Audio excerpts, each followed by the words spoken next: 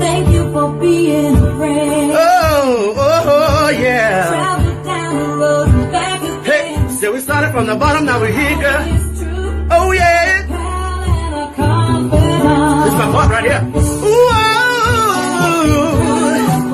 if I did Everyone you knew. new. The biggest gift, the biggest.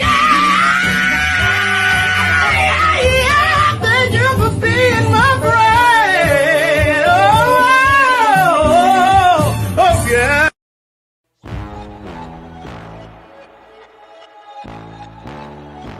Time to run it off. What is going on? What is going on? Everybody in the house, what is going on? Wake up in Cleveland every single morning. I wake up, flex, I'm down now. Check, no drip, this wet. Time to run it off. No sleep, no rest. Might crash, might wreck. But first I stretch. Time to run it off. I wake up, flex, I'm down now. Check, no drip, this wet. Time to run it off.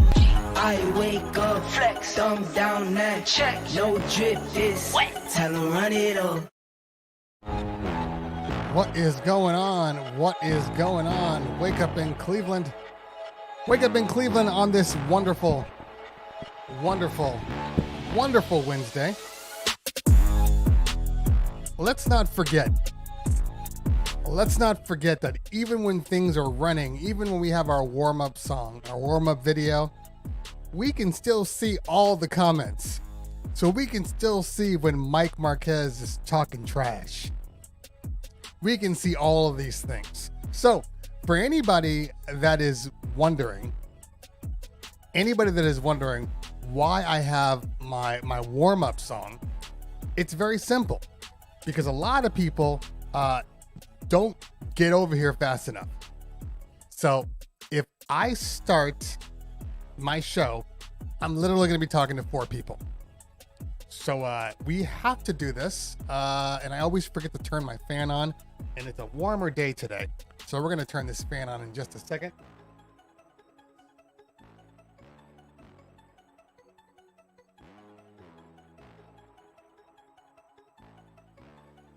Uh-oh. Can't get to my screen. So we're going to have to check that out in just a minute. So while we do that, let me just turn my fan on before I burn up. Hold on a minute.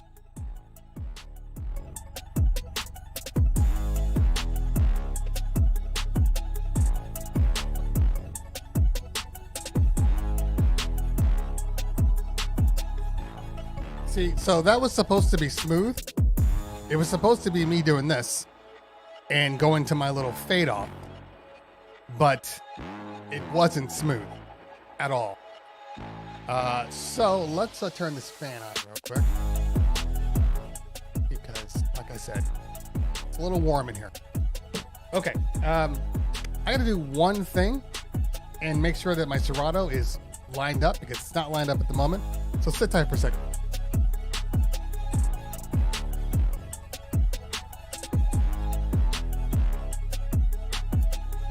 Okay, there we go. So for anybody that's wondering, located right over here is the XMG 15. This is the laptop I've been talking about. Laptop, I had a little trouble getting everything properly set up in the first place. So we finally got it done. I had a meeting with XMG over actually yesterday morning. And we worked through all the little issues, and now the thing is super, super fast. I'm not having any more like weird delays and dropouts. I never had dropouts. What I had was, for instance, when I would load a song, I would get frame dropouts on the actual screen, like things would just almost go to a halt. And I couldn't understand it because I was like, this is supposed to be like the computer for DJs.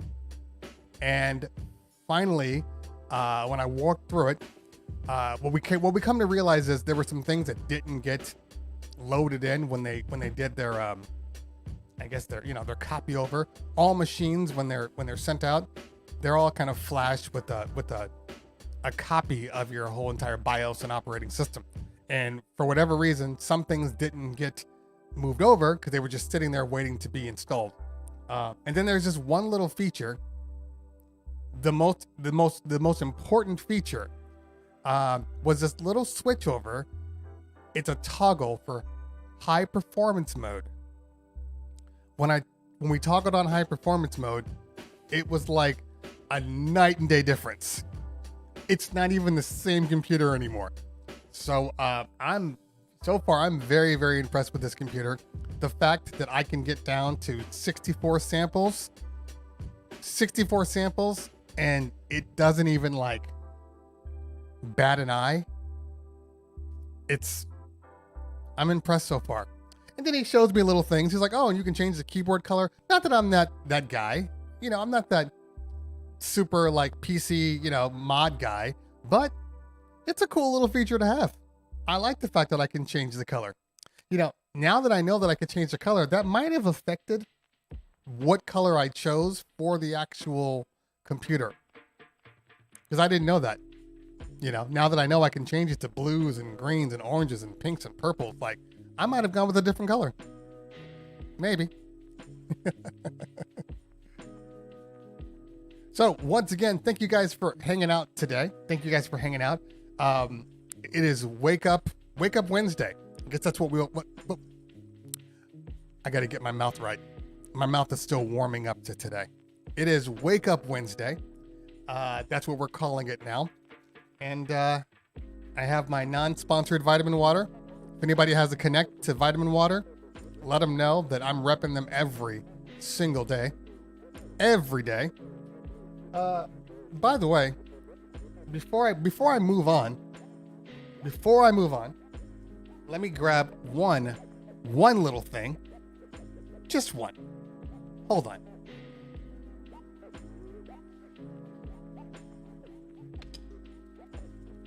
Okay, I'm going after this show.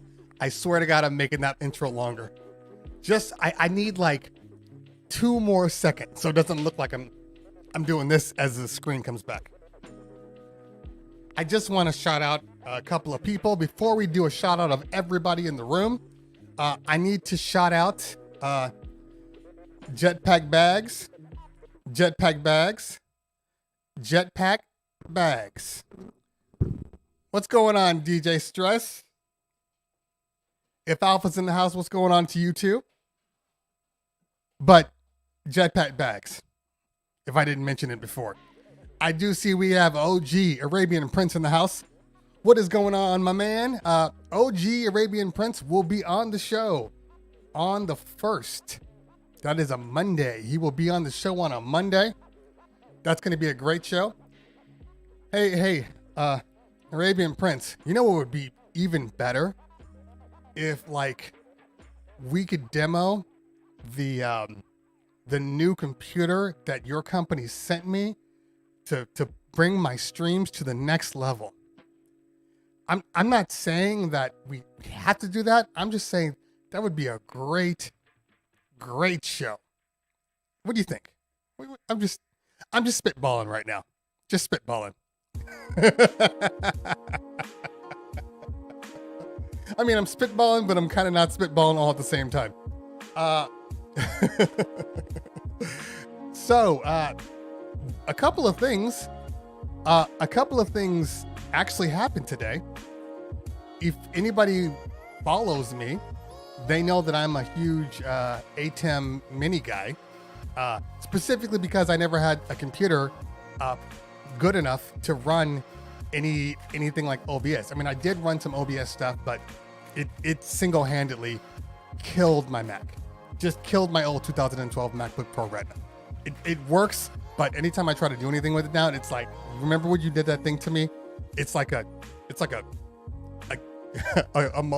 molestation victim. Like, it remembers all the bad stuff I did to it. So every time I turn it on and I'm like, OBS, and it's like, nope, we're not doing that today. Not today. You remember what you did to me. I no longer can use any of my processing power for OBS. So I'm a huge Blackmagic fan because of that. And they just released a brand new Ecamm Mini Extreme. And I mean, it's basically everything that an Ecamm Mini user wanted. It's twice as long. Pause. It's twice as long. It has like 8 HDMI inputs. It has 2 USB outs, and the USB outs have the ability to tether to your phone. It has 2 HDMI outs now for program modes, so you can run 2 separate program modes. It has 2 dedicated DVEs, but it also has this thing called Super Stream, and it gives you like 4 more DVEs. If anybody uses the Ecamm, you have no idea like what that's gonna do. It's the thing that they should have made in the first place. So they have the Pro version, and then they have the ISO version.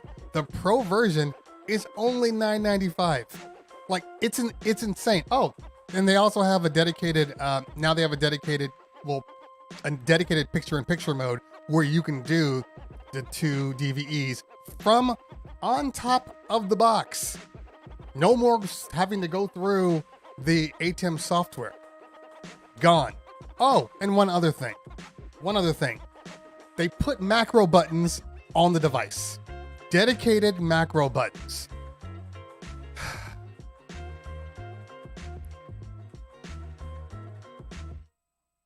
It only took them a year to do it. I mean, even with a new PC that Arabian Prince is going to take care of me for, because, you know, that's what friends do for one another, and I'm going to promote the shit out of it. Even though that's the case, that Ecamm it's no joke. Oh, and the USBs, 2 USBs, so you can stream. So you can do a dedicated stream. You can do a USB. What's the word I'm looking for here? You can do a USB video cam out, to say something like a StreamYards, and you can record all at the same time. And because it's an ISO, you can record 9 streams of 1080p HDMI. Insane. So the price for the regular, like, Pro, I'm gonna call it the Pro Extreme, is $995. The ISO, $1295. It's only $300 more. Now, I'm not saying that's cheap. I'm not saying that at all. But that's insane. The ISO alone was $995. The ISO I have right here, $995. So $300 more, $300 more. I get 8 or 9 HDMIs, 2 USB out, 2 HDMI out. Oh, and it has a headphone jack now. It has a headphone jack, a headphone monitor for your program mode, not just a headphone jack. They win. They win. As far as things are concerned, it's been a game changer since they released it, but that's no joke. I have to call my Black Magic guy now and like grovel to him. I still need another camera. Oh, then they released another camera, but the camera's just okay. It's a good camera, but it's not for us. It's like for serious filmmakers, not for us. Feel free to change to the next song.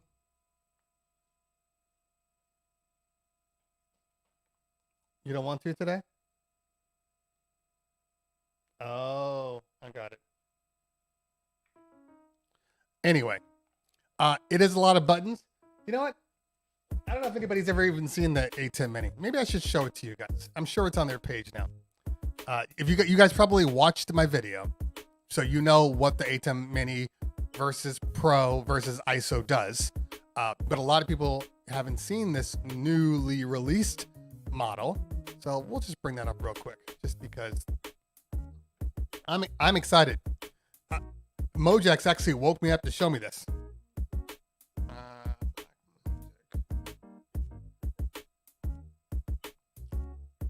I'm no longer spell. All right, here we go.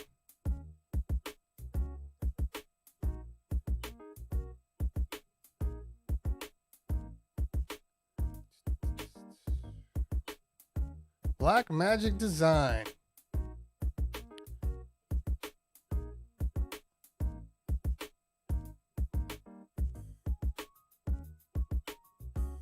All right, here we go. So this is our guy right here. I don't care about all that. As we know, that's the original A10 Mini.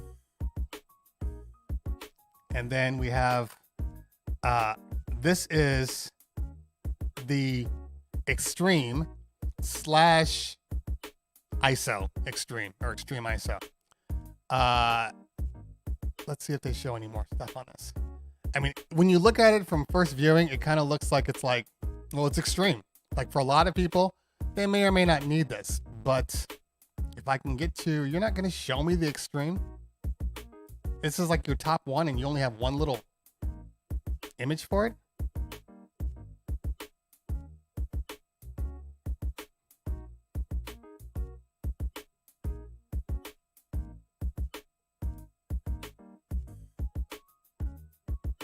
Huh, that's kind of dumb. I can't believe they don't have, oh, maybe it's here. No, okay. So they don't have a dedicated page for it, which is kind of dumb because I would have loved, can I click on it? No. Oh, so for whatever reason, they don't have a dedicated page. That's too bad because I would have loved to have shown it. But basically, it takes out the need to use the software as much because a lot of the buttons that you would use for the software are now on the actual screen. How dumb is that? Huh, okay. So nothing to show you like the back end or everything. All right, whatever. Sorry, guys. It's unfortunate. I would have definitely shown the back. You always got to show the ass. I mean, you can't just show the front. Come on now. my ass man. All right. So, all right. Oh, that's actually a good point. So the real DJ Pudgy says that Extreme is cheaper in price than the Roland Switcher. Okay, so the Roland Switcher, and if you were watching Tweak Music Tips just 20 minutes ago, they were talking about the Roland Switcher. The Roland Switcher is a good switcher, but they don't really make cheap versions, cheap quality versions. Like either you spend a lot or you don't buy anything. I mean, when the ATEM Mini came out, it was the first real option that was affordable, and that actually did what you needed to do. Because for most people, you don't have to really use the software if you don't really want to. Like I can operate right out of the box and be just fine if I want to use it as just a switcher. But everybody's different. But it's a lot of buttons. But it's just like the regular ATEM. It's a lot of buttons. I don't use half the buttons on. I probably use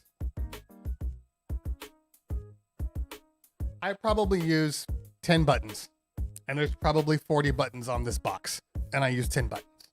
But the fact that it has added the buttons that I need, I don't care about the other buttons. I just care about the buttons they added. They could subtract some buttons that we don't need, but whatever. But it's a lot of buttons. I'm not gonna lie. All right, let's do a little bit of a room check here. And all right, there we go. All right, so we got J Book in the house. Yes, you're in the right place. Yeah. So for anybody that wants to know, I always have my warm up. The warm up song is 5 minutes long. Okay, because you have to keep in mind, anytime you go live, and this is for anybody out there, when you go live, there is a delay from when you go live to when it is announced to your subscribers, to your followers, whatever you're using. So you have to allow some time for people to, one, get the alert, and then for two, actually get on the damn stream. Because a lot of people, look, if you're anything like me, I get the alert, I'm like, oh yeah, look, J Book's on. Okay, I'll go check him out in a minute. And I'll keep making my coffee or, making breakfast or whatever. And then I'll finally get on. Now that might be 5 minutes. That might be 15 minutes. So I have a little pre-thing to get people prepared for it. That's all. That's all we're doing here. And it works. Trust me, it works. So I want to call out a couple of people because I know you guys are in here. I do want to say this for everybody that's on YouTube. YouTube will stop going live for this show at the end of the month. At the end of the month, so March 1st, when I have Arabian Prince on the channel, it will only be on Twitch. So if you want to watch live, you need to be on Twitch. There are reasons for this that I'm not going to get into right now because they're not important, but that's why. So if you want to watch the show, you need to be on Twitch. And I got some heavy hitters coming on. Heavy hitters. I got Arabian Prince. Tomorrow, I have the very wonderful Rye Toast. I have I got Darth Vader coming on. Mike Marquez, we're working on a time for Mike to come on. I got DJ Trays. I got DJ Shorty, who's now moved it to next month. Hopefully, fingers crossed. I finally got my man DJ Angelo on the show, so he'll be on in March too. So, and did I miss anybody? E-Rock will be on. Buck Rogers will be on. Next Monday, we're finally going to be rescheduled. So we have Caution is Heavy on Monday. Oh, and on Monday, I am DJing Boom Bap Mondays before the show. So I'm doing the 8 o'clock Pacific Standard Time. That's 8 a.m.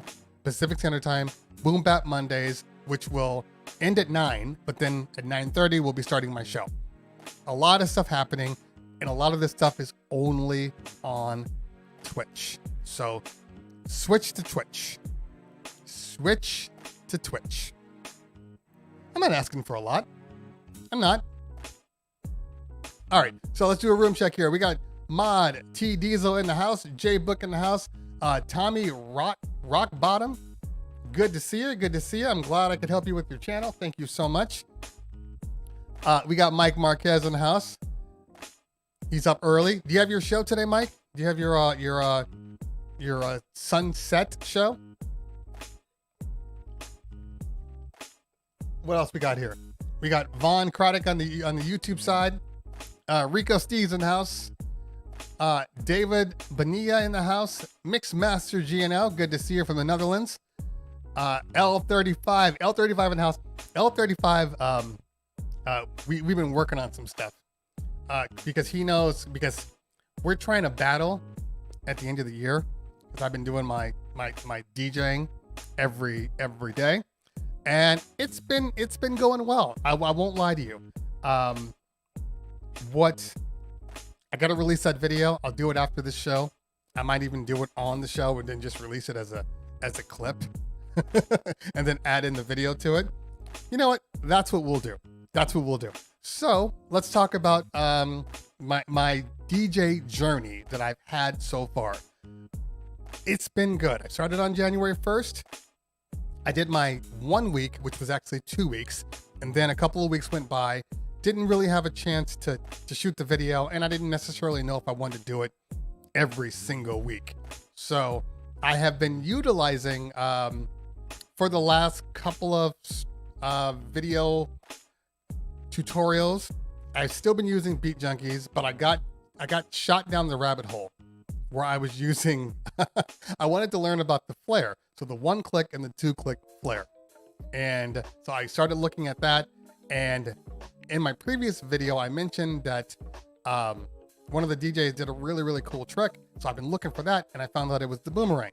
So I started working on my flare, and you can see that in my actual week 1 kind of, or not my week 1, but my, you can see it in my actual video for the 1 month where I can do a flare and the 2-click flare. So that's good.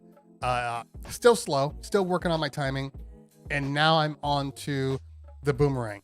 And the Boomerang, the Boomerang, it's funny because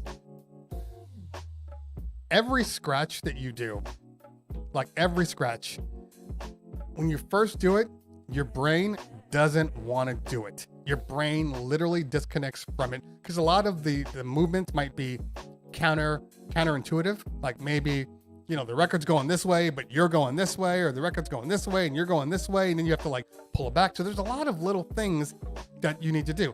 The 1-click flare was easier because it feels a little bit like the same actions of a chirp.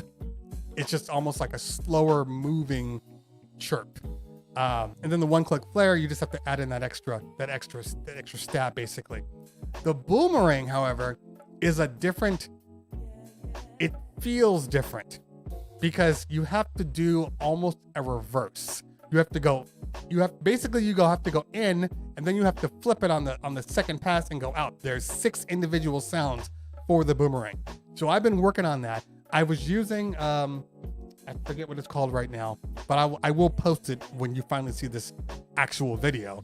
I've been utilizing this guy, and I used a little bit of Beat Junkies, but I didn't really love the way they broke it down, because sometimes it's not really about the movement. It's about connecting another movement with what they're telling you.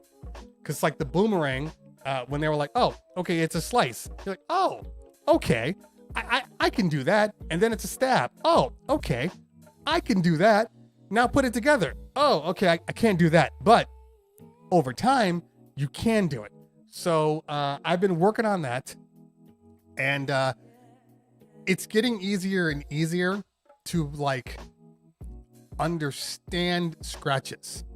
You know, when you first start doing it, nothing makes sense. But now you're like, okay, I understand what they're doing. Now I just have to put it into practice and actually improve upon what I'm doing here. It's getting there. It's a work in progress. The biggest issue for any DJ is always the same. It's speed. You can get it at a slow pace, but the moment you start introducing speed, that's when you fail. So that is just my focus, and it's just practice. It's always practice. Just practice. And you'll get better. So I was watching yesterday. L35 was on a show where they were it was a scratch cipher basically. So I was watching 4 guys that were all amazing. And it was funny because I'm in the stream and I'm like, hey, this is dope, whatever. And the guy's like, hey, you should come on next week or come on the week after. And I'm like, yeah, I'm not where these guys are. And he's like, all levels welcome. And I'm watching this stream and I'm waiting for like a lower level to come on. I never saw one. But I may get on, maybe, I'm not sure yet. If for the only reason to get over my mental stage fright. I don't have stage fright for anything. I've been performing forever, but for whatever reason, anytime something is like hyper technical, like scratching is, I don't know, my brain doesn't work. So if anything, that would help me get over that so I could relax, because scratching, a lot of it, most of the problems that you get is because you're not relaxed. The best scratch DJs are super, super relaxed. So I need to get there, and I will. So maybe I'll do those just to kind of get over the, okay, I did it. Now let's move on. And it wasn't like there was like, hundreds of people. There was like 25 people chilling. Just like if you were at like NAMM and you were at a scratch cipher, it's like 20, 25 people. But they're the most loyal 25 people you'll see.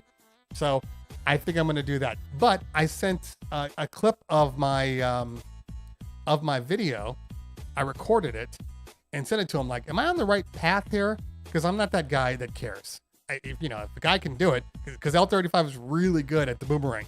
And so I sent it to him like, am I on the right path? That's all I want to know. You don't have to give me too much. And he was like, no, you're on the right path. This is what I would recommend doing. So, it helps.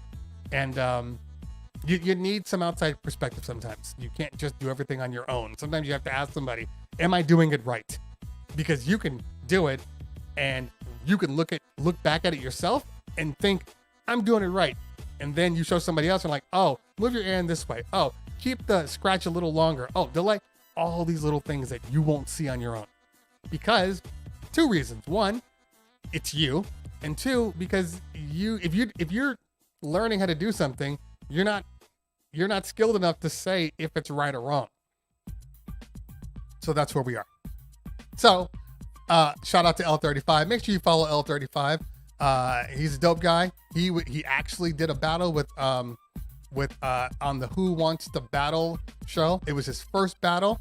He just got up there with As Is and battled him, and As Is didn't even know that it was his first time. So dope stuff. Okay. See?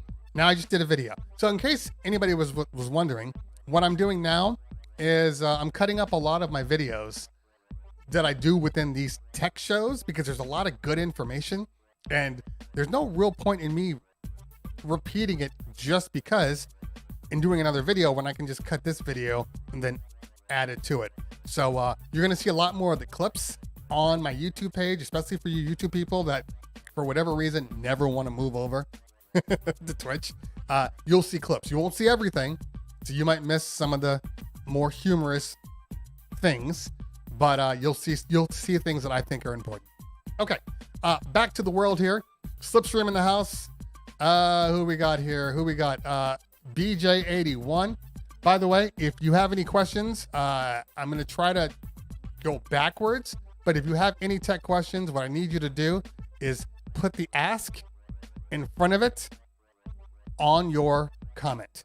Put the ask in front, #ask, and that will help me out tremendously.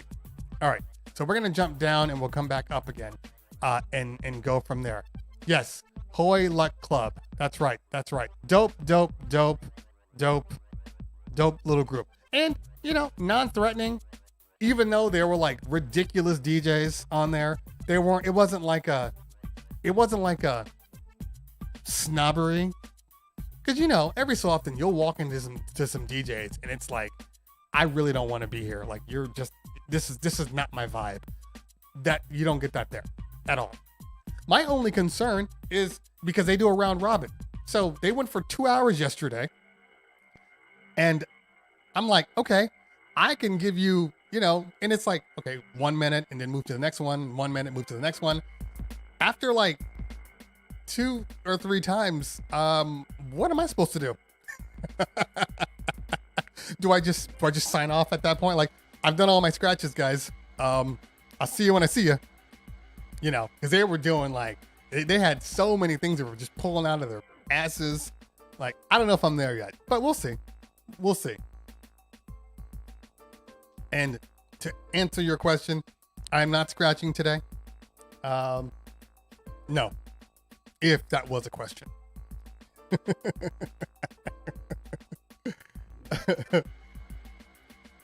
All right, let's see here. Divine Justice says Rain 72 plus FS3 foot switch is fire. Okay. That sounds like something that Z-Trip would use. Kid Chris in the house too. See, all these guys were on the stream on the Hoy Luck stream, Hoy Luck Club, and it was good. It was good.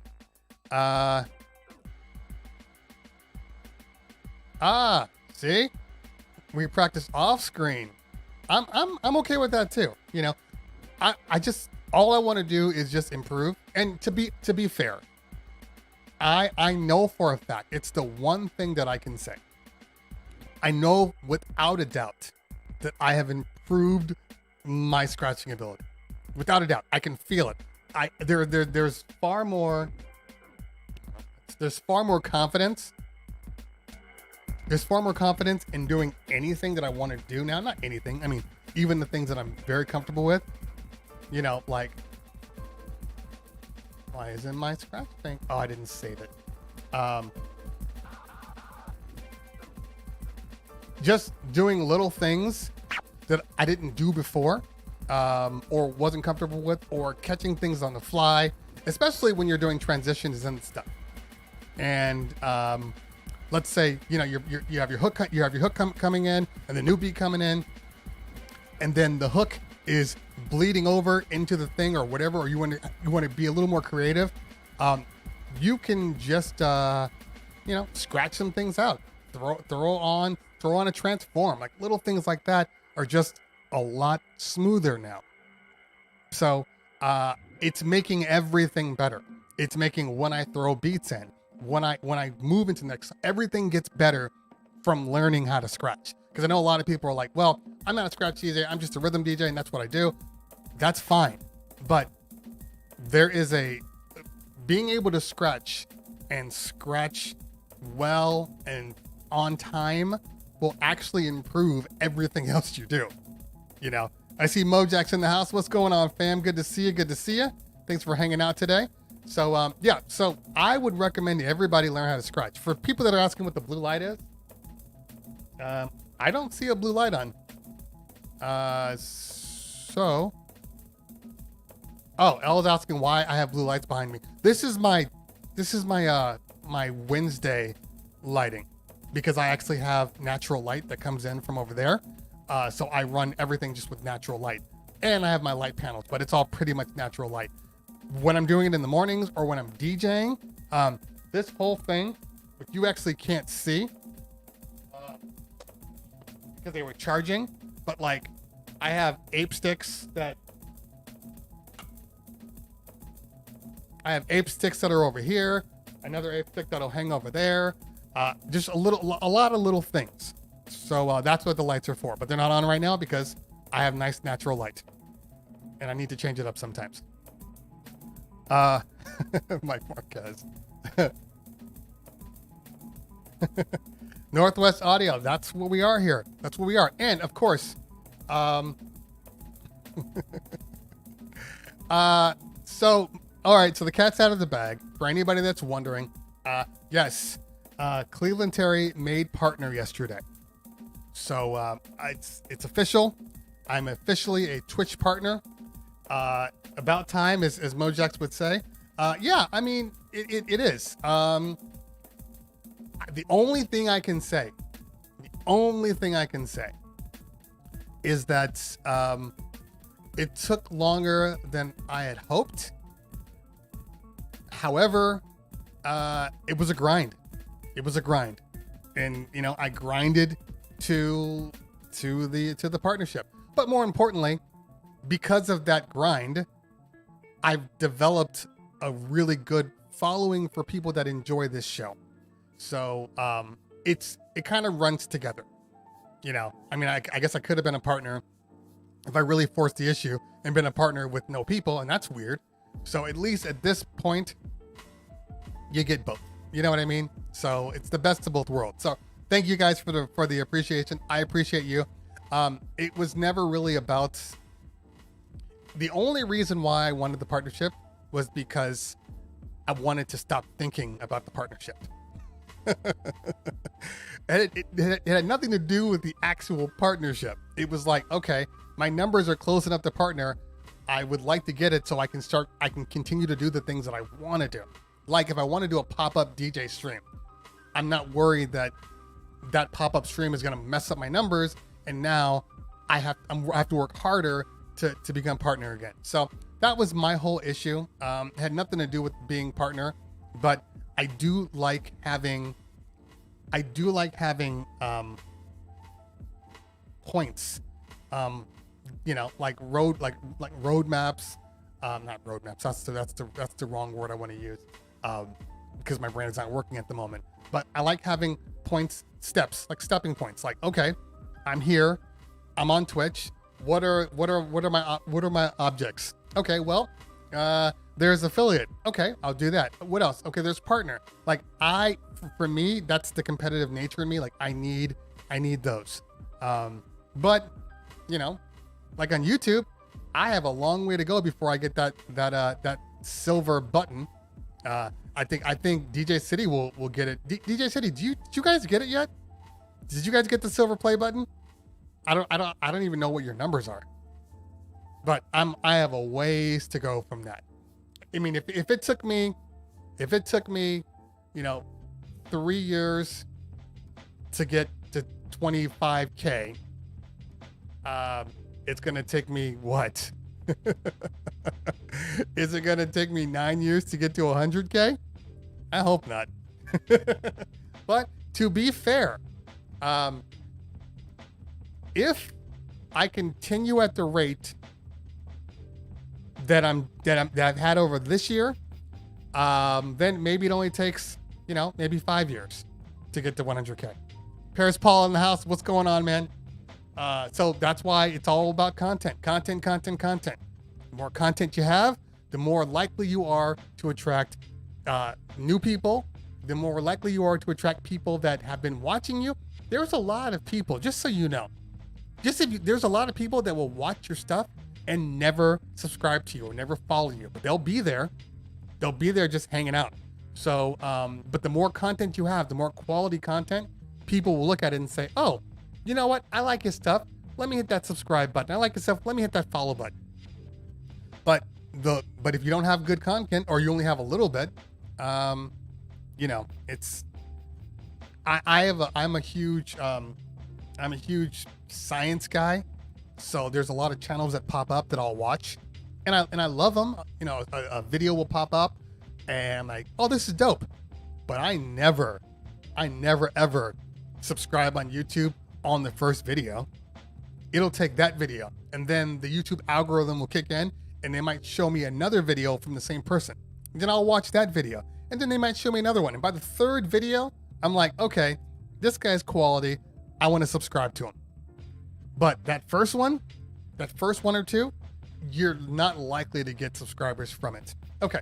Yeah, Mojax, I don't know if you were here when we were talking about the Ecamm. We were talking about the Ecamm Extreme. It's dope. It's super, super dope. Really, I'm going to end up owning one. That's facts. Okay. So if you have any questions, guys, make sure you put the ask in front so I can find out which ones are questions and which ones are not. But since I'm at the bottom here, let's go to Mixmaster GNL. Correct me if I'm wrong. Did you say the other day that you doubt the legality of Mixcloud for streaming sets?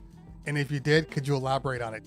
No. I have talked to several people in the industry, and I've gotten the same answer from everybody, that the only reason why Mixcloud doesn't have anybody questioning the legality of their licenses for the world, like the international license, because there are different licenses for different places, and every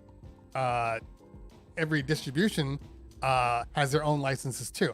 So they're saying that if enough people go to it, and then the industry starts to really look at Mixcloud, there may be some things that they missed on theirs too. That's all I'm saying. It's just there's not enough eyes on Mixcloud right now. All the eyes are on Facebook, IG, and Twitch. That's where the eyes are. Okay. Let's see here. I'm gonna answer this one. Since lockdown March 2020, live events have been closed in the UK. With spare time, I dug out my 25-year-old Technics 1200, resprayed them white, and bought a Tractor Z2 and fell in love with touching vinyl. Okay. Decided I'm not going back to CDs when clubs are open, but don't want to take my 1200 to clubs. Most clubs don't have turntables, so I'm thinking of buying a pair of old Vestex PDX 2000s to take with me. Will these work well in a club environment? Oh God, I have never used the PDX 2000s. I know Mojax is in the chat, and I'm sure Mojax can jump in on that one and answer that question.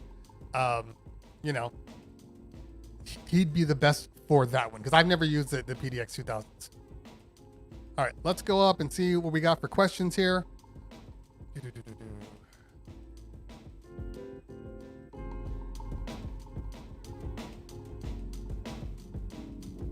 All right.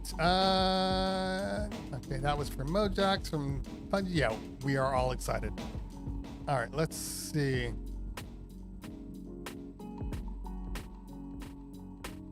By the way, Lady Beats in the house. That's the moderator extraordinaire. Thanks for hanging out, sweetie. Appreciate you. All right. Not a lot of asks yet. Oh, here we go. Okay. Joe DeLo says, how do I have multiple people on screen with me on Twitch? You do what I'm doing. And you utilize... okay. I'm assuming you're talking about outside people, like outside of your home. Like you want to bring in other DJs or other guests, things like that. You need a program like StreamYards or Restream or Riverside FM or Melon. All of these applications are browser-based applications designed for the interview. So that's what you need. I've used Melon and I like Melon, but they asked me to review their thing. So I've started reviewing it. It's missing some things that I personally need to be comfortable with it. But, and I don't know what it is. I'm gonna be honest with you. I don't know what it is about certain browser-based apps, but for whatever reason, certain ones don't like my internet. I'm hardwired into a mesh router. I got 20 up, 500 down. Down doesn't matter, I know.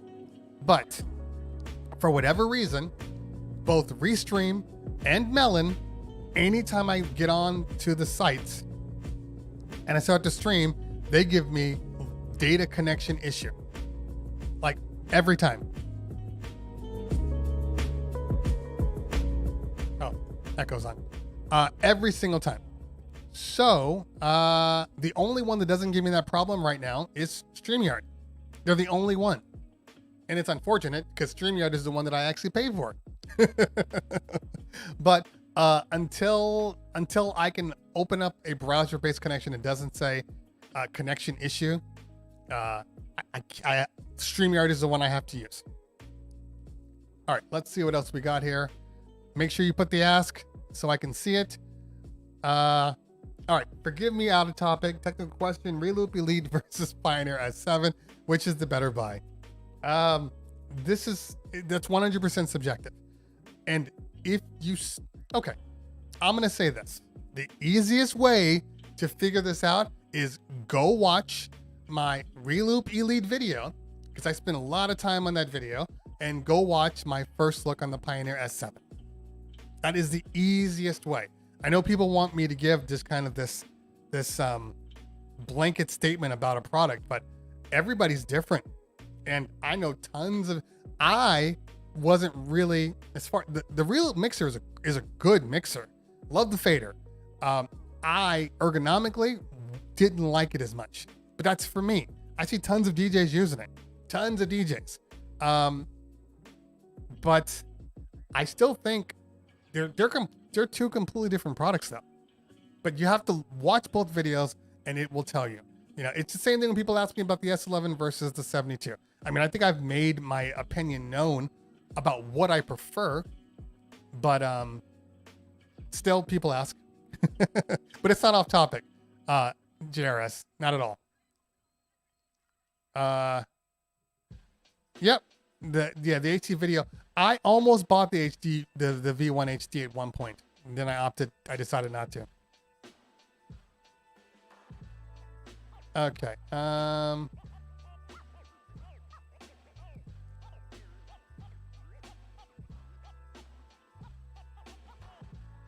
right. Divine Justice says this is about scratching.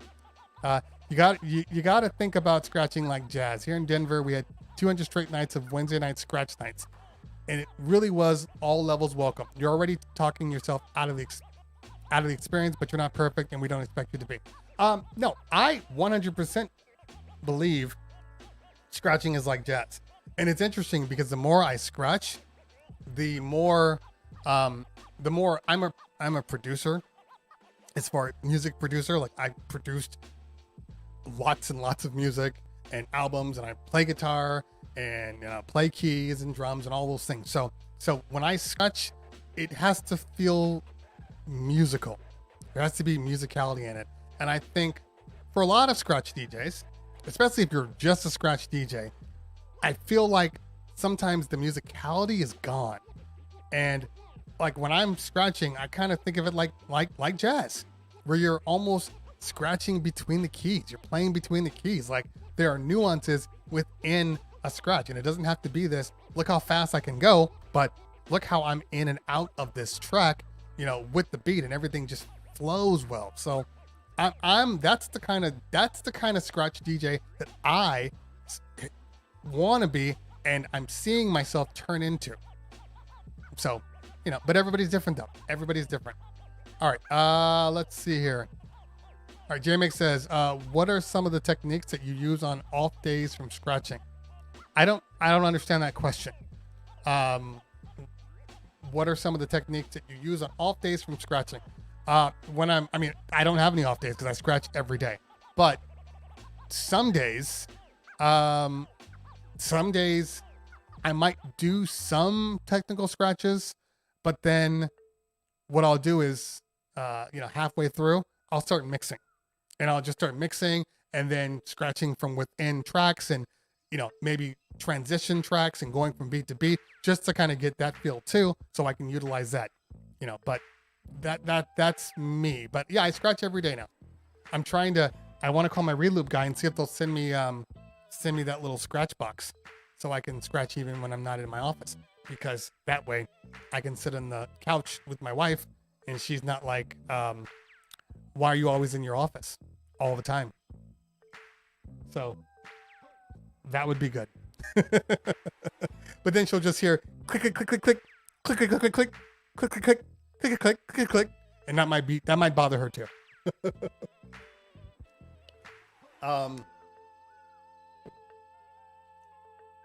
Mulberry asks, what's the easiest way to change your screen name? On what? Let me know, because I'm not really sure what that means. Okay.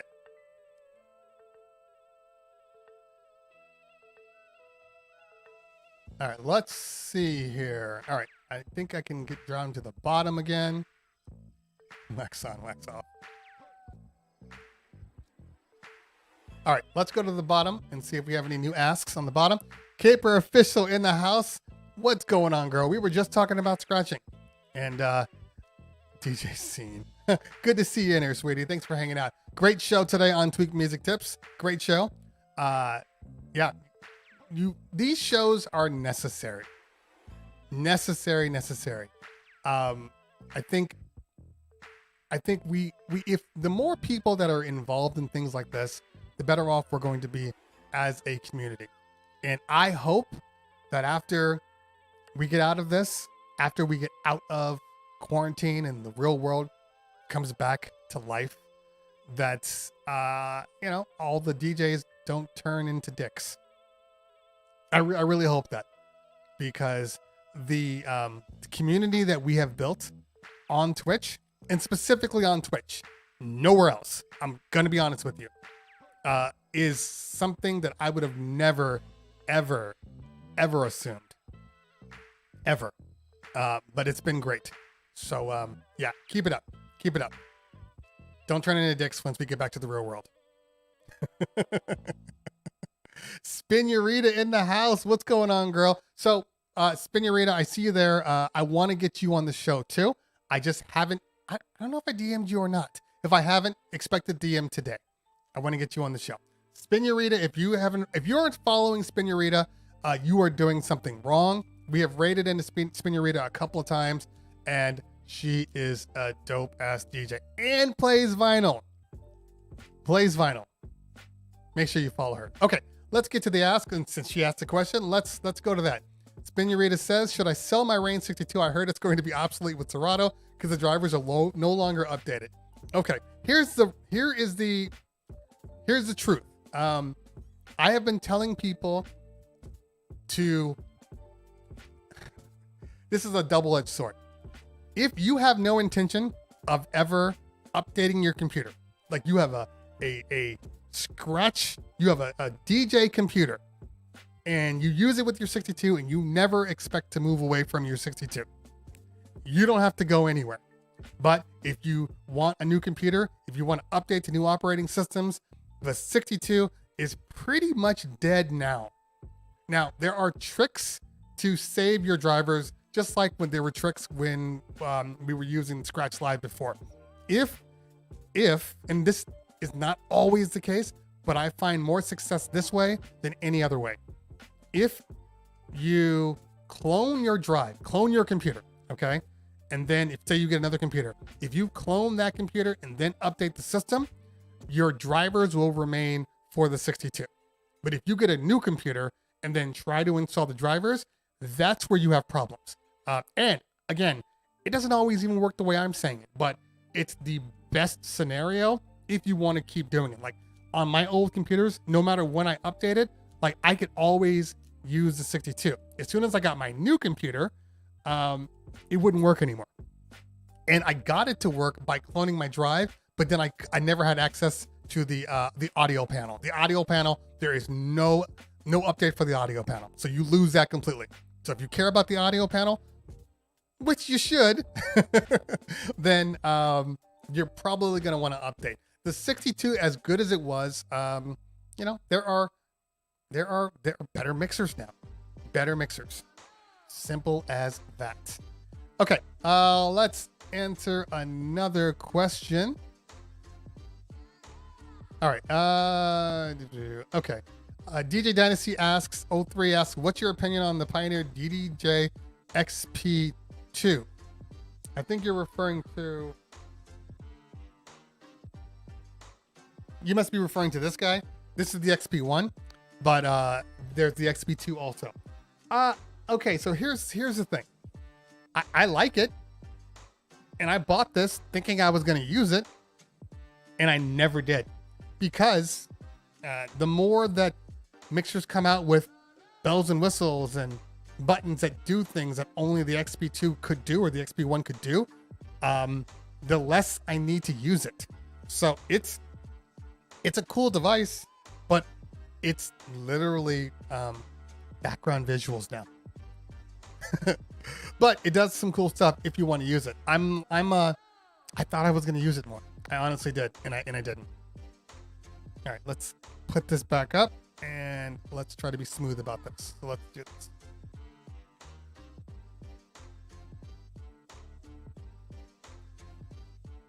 All right, let's answer another question. Okay, WBS says, where can I find a streaming service where I can control everything about it, but not like Mixcloud? I'm trying to understand what you're actually asking. So you want a streaming service like Twitch, like Mixcloud, but you don't want to use Mixcloud or Twitch. Maybe you should rephrase the question before I make an assumption, because I don't want to make assumptions here. All right, JMix asks, okay, better question would be, what techniques are you utilizing for taking a break from scratching? Hand, finger cramps. I no longer get hand and finger cramps because that's, in my opinion, something that happens in the beginning.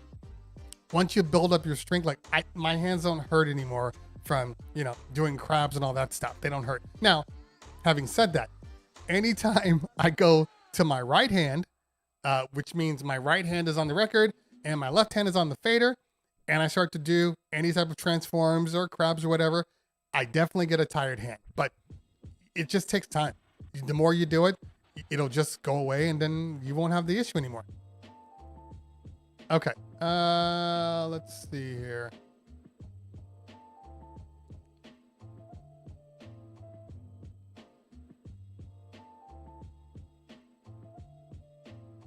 Yeah, you're not going to find any application right now that doesn't have a delay whatsoever, unfortunately. Shit. Okay, I need to put those. I need to put the links up for the needles that I'm using. I'm using off-brand needles, but they work really fine. I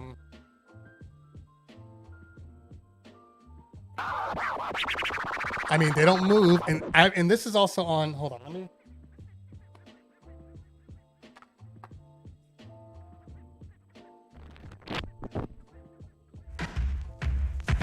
Pump that bass, bass, bass. Pump that bass, bass, bass, bass. I mean, as far as the needles are concerned, like, I don't really consider myself to be super soft-handed, but, I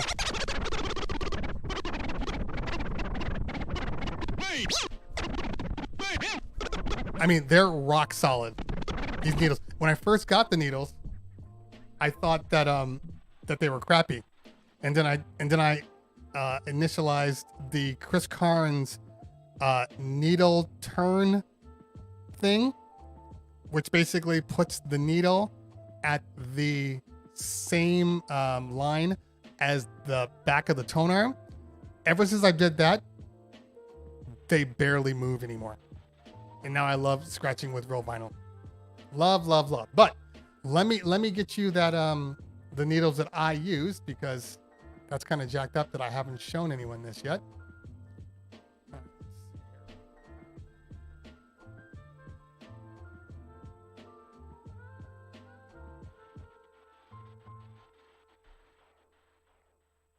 All right. Okay, there we go.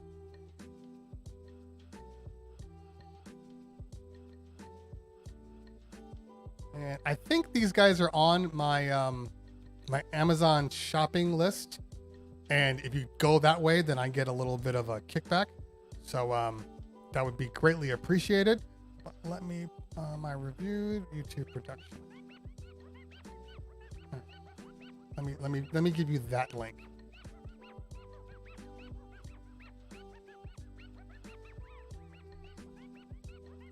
Okay, so this is the guy I'm talking about.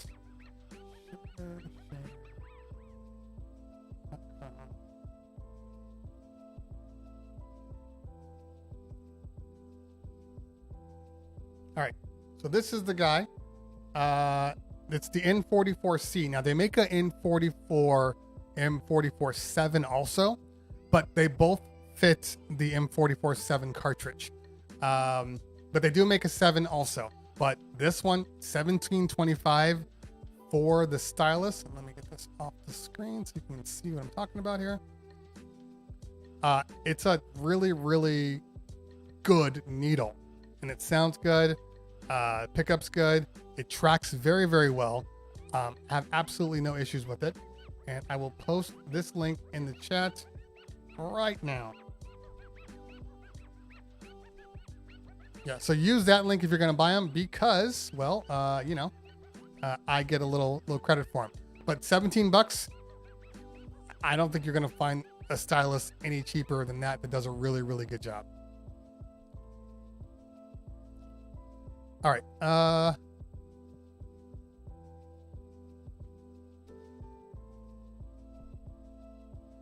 Okay. J-Buck asks, is StreamYards better than Ecamm overall as a paid multi-platform for streaming? No, it is not. As far as, I still like Ecamm a lot. I just didn't like the fact that they charged more money for their interview kit than a StreamYards. StreamYards gives you unlimited interview. Like I can bring on anybody, talk for as many hours as I want. Because my shows typically on an interview go anywhere between 2 to 3 hours. They have a 25-hour, I think it's either per month or I think it's per month. Might even be per year. 25 hours that you have. So for me, it doesn't work. And then you have to buy more hours. And I'm just like, I don't want to do a la carte. I want to pay for a price that gives me unlimited. And it should be close to what I had. But as far as the application is concerned, it's a local application. So it's closer to OBS than it is a StreamYard. StreamYard removes a lot of the processing issues that you deal with from going through a local thing. But Ecamm looks better. It's smoother. It just has a lot of cool features in it. I love the fact that StreamYards has cloud recording. And because Ecamm doesn't, which means I have to record as I'm streaming, and I'm not a big fan of that because anytime that happens, I find that I get bottlenecks when I'm recording and streaming at the same time, especially with an interview. But Ecamm is still, if it's just you and you're not bringing anybody on, I still think Ecamm is one of the better ones out there, And audio-wise, it's better too. It's a better application. All right. Okay, answered that.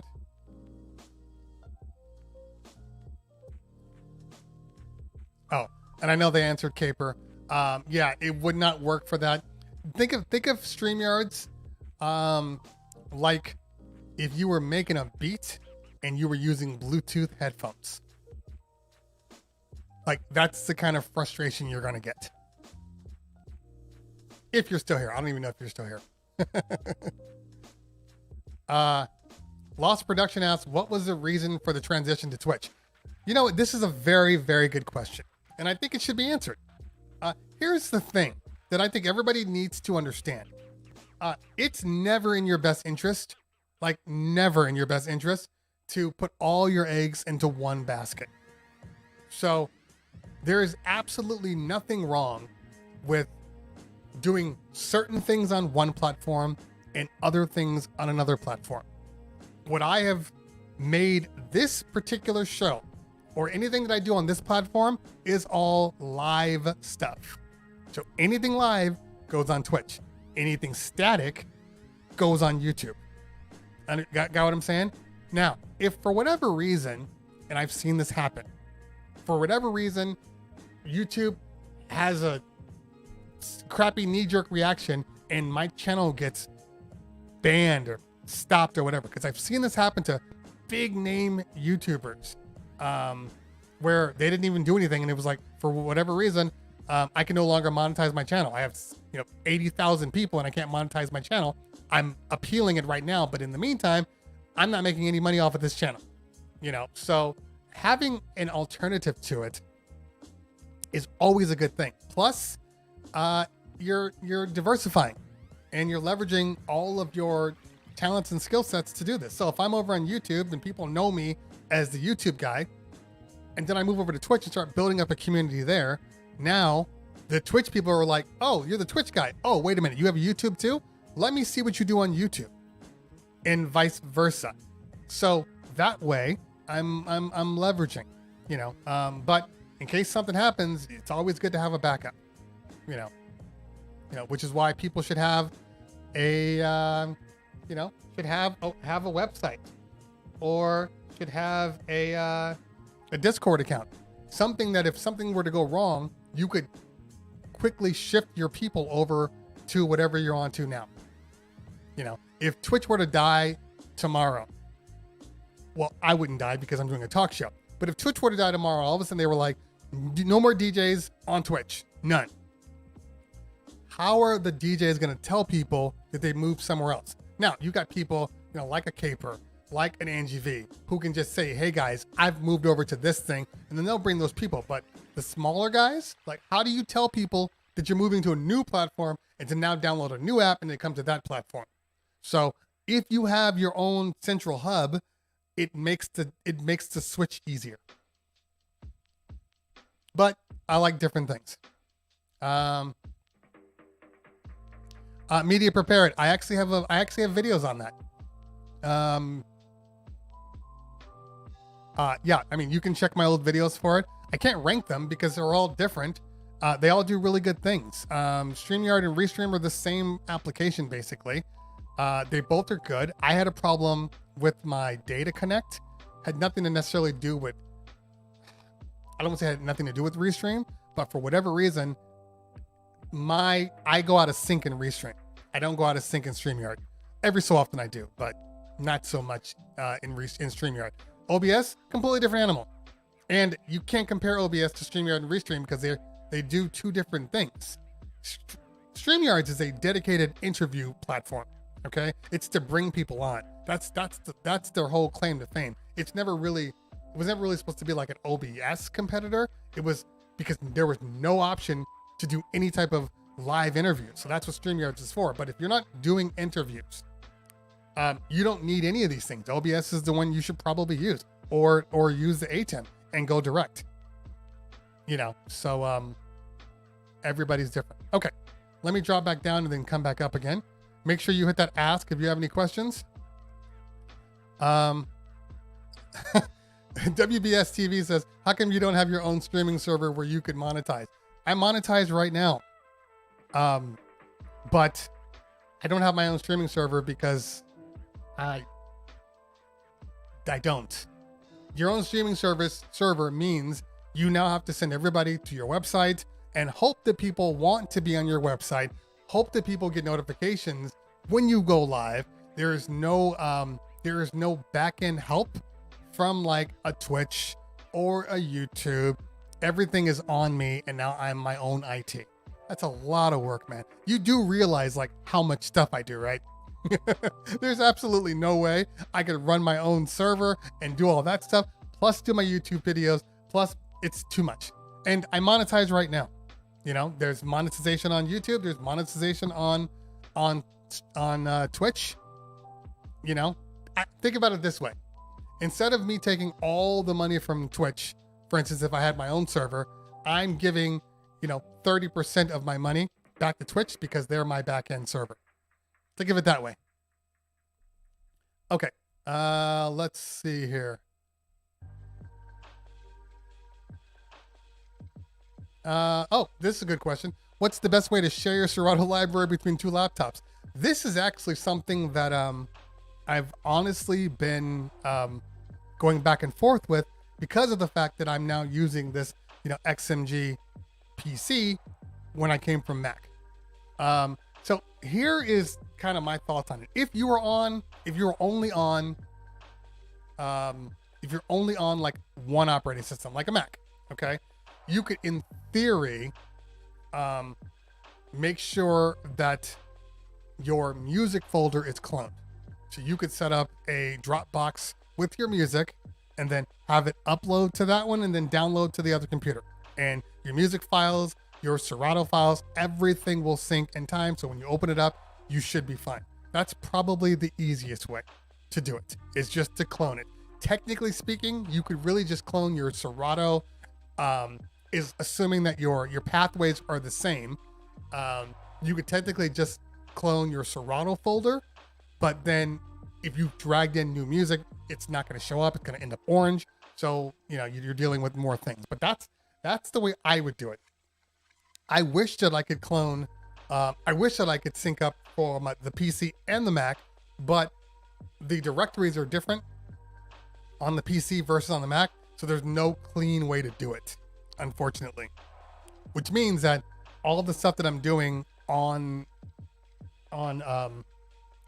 this PC, I got to go back and do it on the Mac too. Fortunately, I don't change too much, but any new songs that I add on here have to go to both. So that's a little bit of an issue for me. Okay.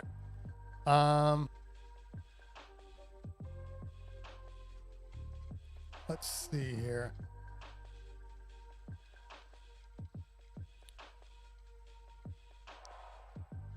Okay, so the sound quality, first off, the sound quality for both Zoom and StreamYard are pretty much the same. Now, Zoom just added in a new feature that will allow you to go into like high audio mode, and it's supposed to make for a better sound. I used it. I did a Valentine's Day school event, a Zoom party, actually last Friday night. And I had an issue where I was in one place. My MC, because they wanted a specific MC, was in another place. And then you had the entire crowd. So this was going to be a good test to see what happened. And I found that the MC, every time he would talk, was about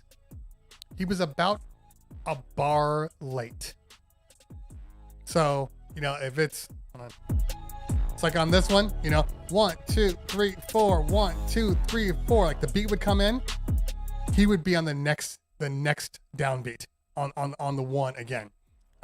So it's still never going to be, if you're trying to do real time, like musical, like I'm playing bass and you're playing drums, it's going to be really, really hard. Now, if you're playing a house beat and you can manage it a little more, you have a little more flexibility. But I would only do it on like a house beat. I wouldn't do it on like a hip hop beat or a break beat or anything like that. But there is a delay. There's a delay in everything. You just can't get around it because you're dealing with internet. You're dealing with your upload speed. You're dealing with their upload speed. Your download speed. Their download speed. So it's just not one of those things that tie in. Now, there is another service called Riverside FM, and I'm trying to get them to open up their product for me to use, because they're geared towards podcast, but they're geared towards perfecting the audio.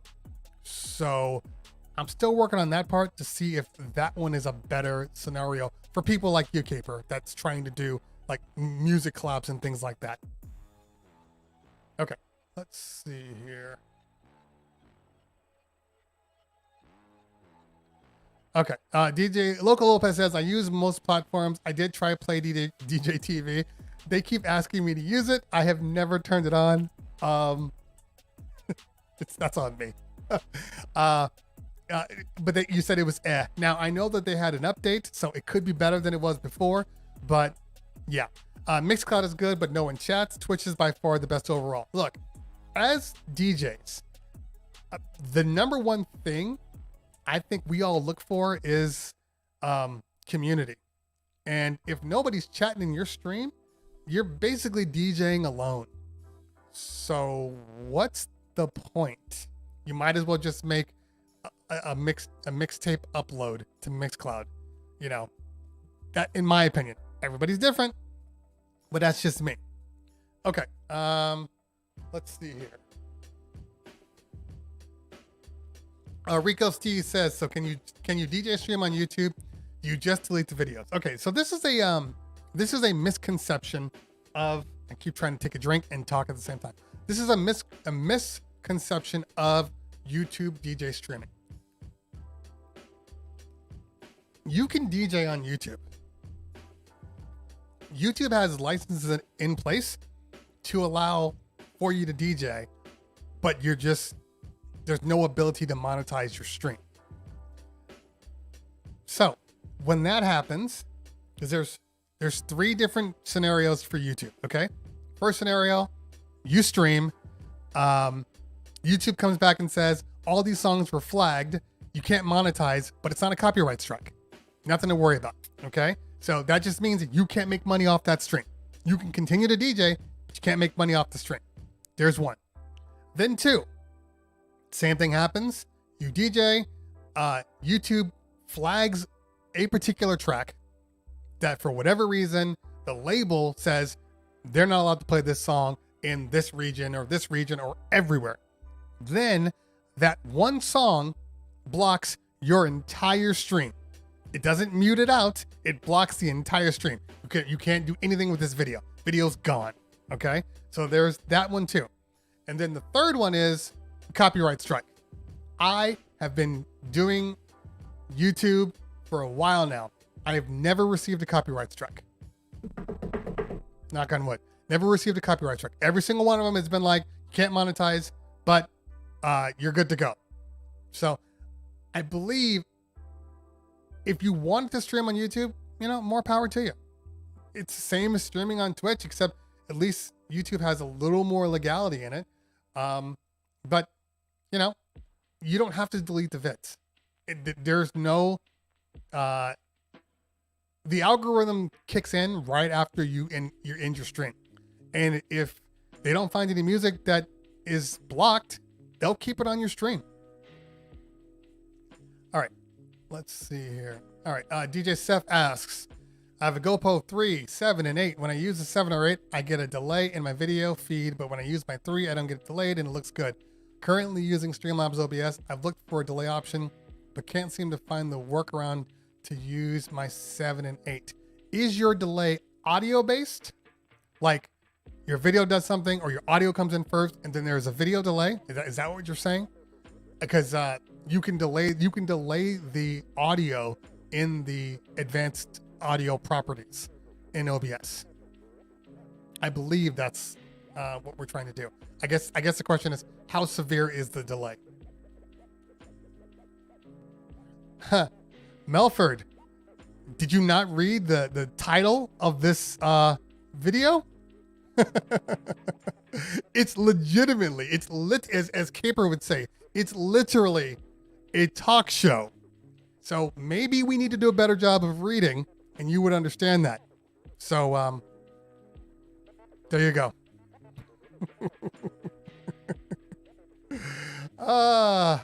People make me laugh. Okay. All right, let's see what we got here. All right, any more asks?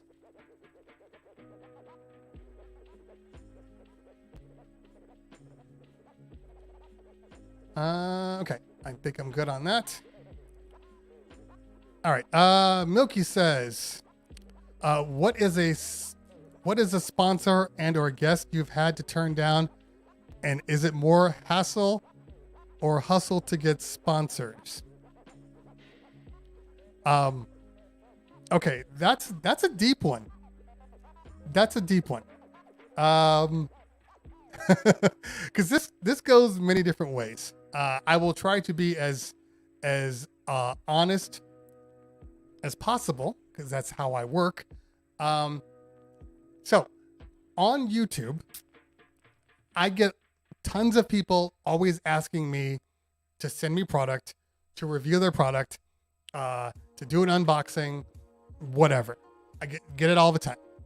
In the beginning, when I was first starting out, content was important. So it was like, hey, I need all I can. Once my numbers got to a certain level and my name and my word became something that was far more important than the product that I was reviewing, I had to stop reviewing dumb products.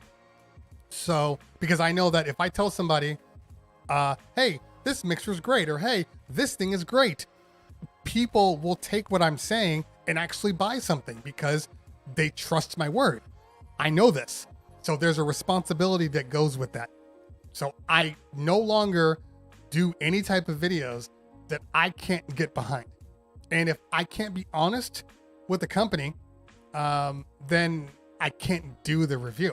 Because sometimes if I see something that looks interesting, like a couple people have been like, oh, we have these wireless lapel mics that look a little bit like the Rode Mic Go boxes. I'm like, hey, you can send them to me, but I just want you to know that if they have issues, I will ask you about the issues, but I'm not going to tell people to buy something just because you gave it to me for free.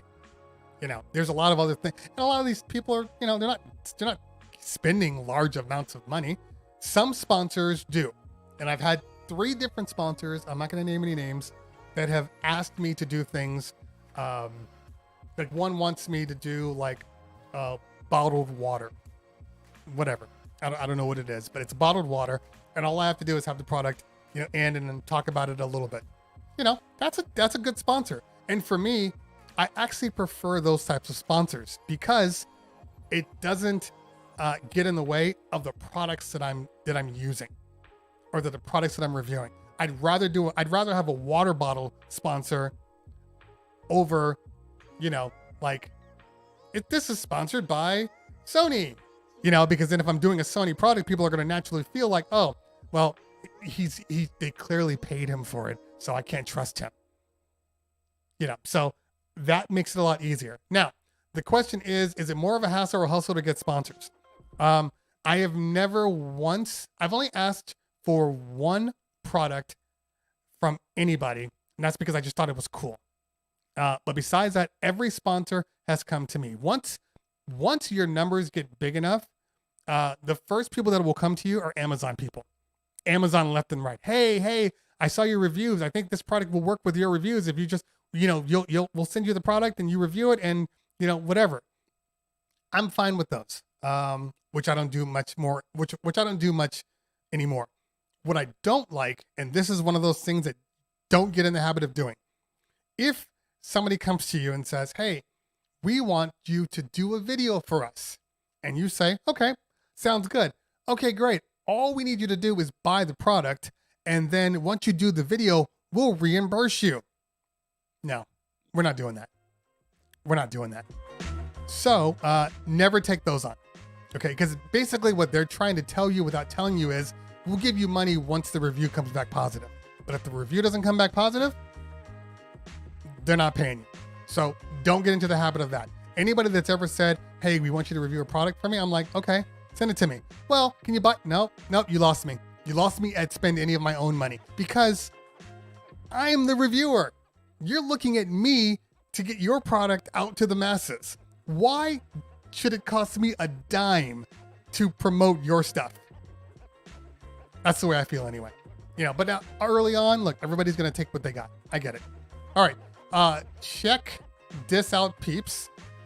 Says, how do you find private client events and market DJ services? Okay. For me, I've always been fortunate. I do a lot of high-end events, high-end bar mitzvahs and weddings. People come to us.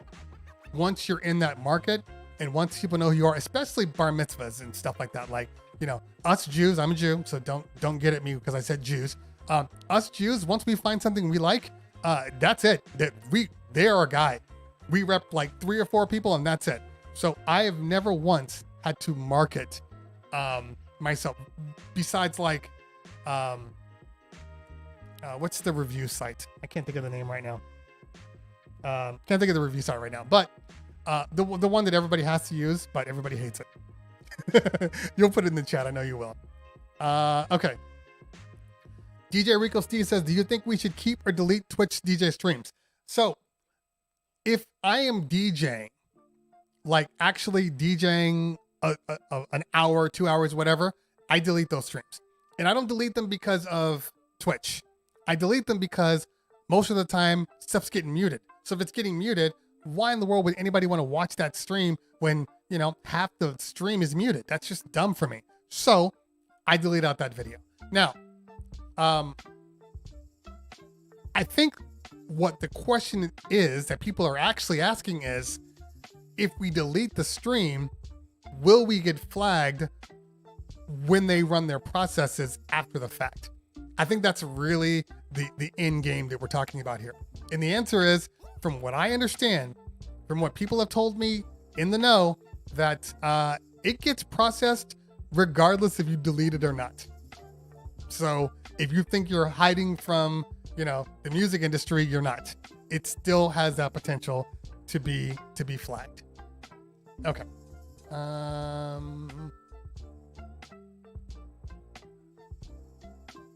All right, let's see here.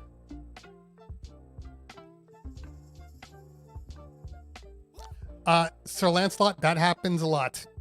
That does. Look, nothing's perfect. You know, I know people that literally DJ or literally making productions on stream with their own stuff, their own beats, their own samples, and they still get flagged. So sometimes you just gotta take the good with the bad. You know, what are you gonna do?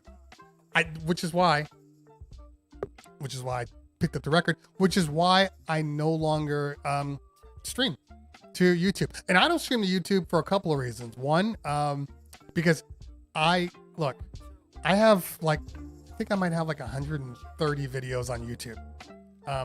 I get notifications from all the videos all the time. What I don't like is when I get hundreds of notifications from YouTube saying this song has been blocked, this song has been blocked, this song has been blocked, this song is. I don't want that, so I just stopped DJing, and I'm like, I don't want to deal with that, you know. And YouTube is my bread and butter, so I am not going to jeopardize YouTube just to DJ a little bit. Not going to happen. All right, let's see here.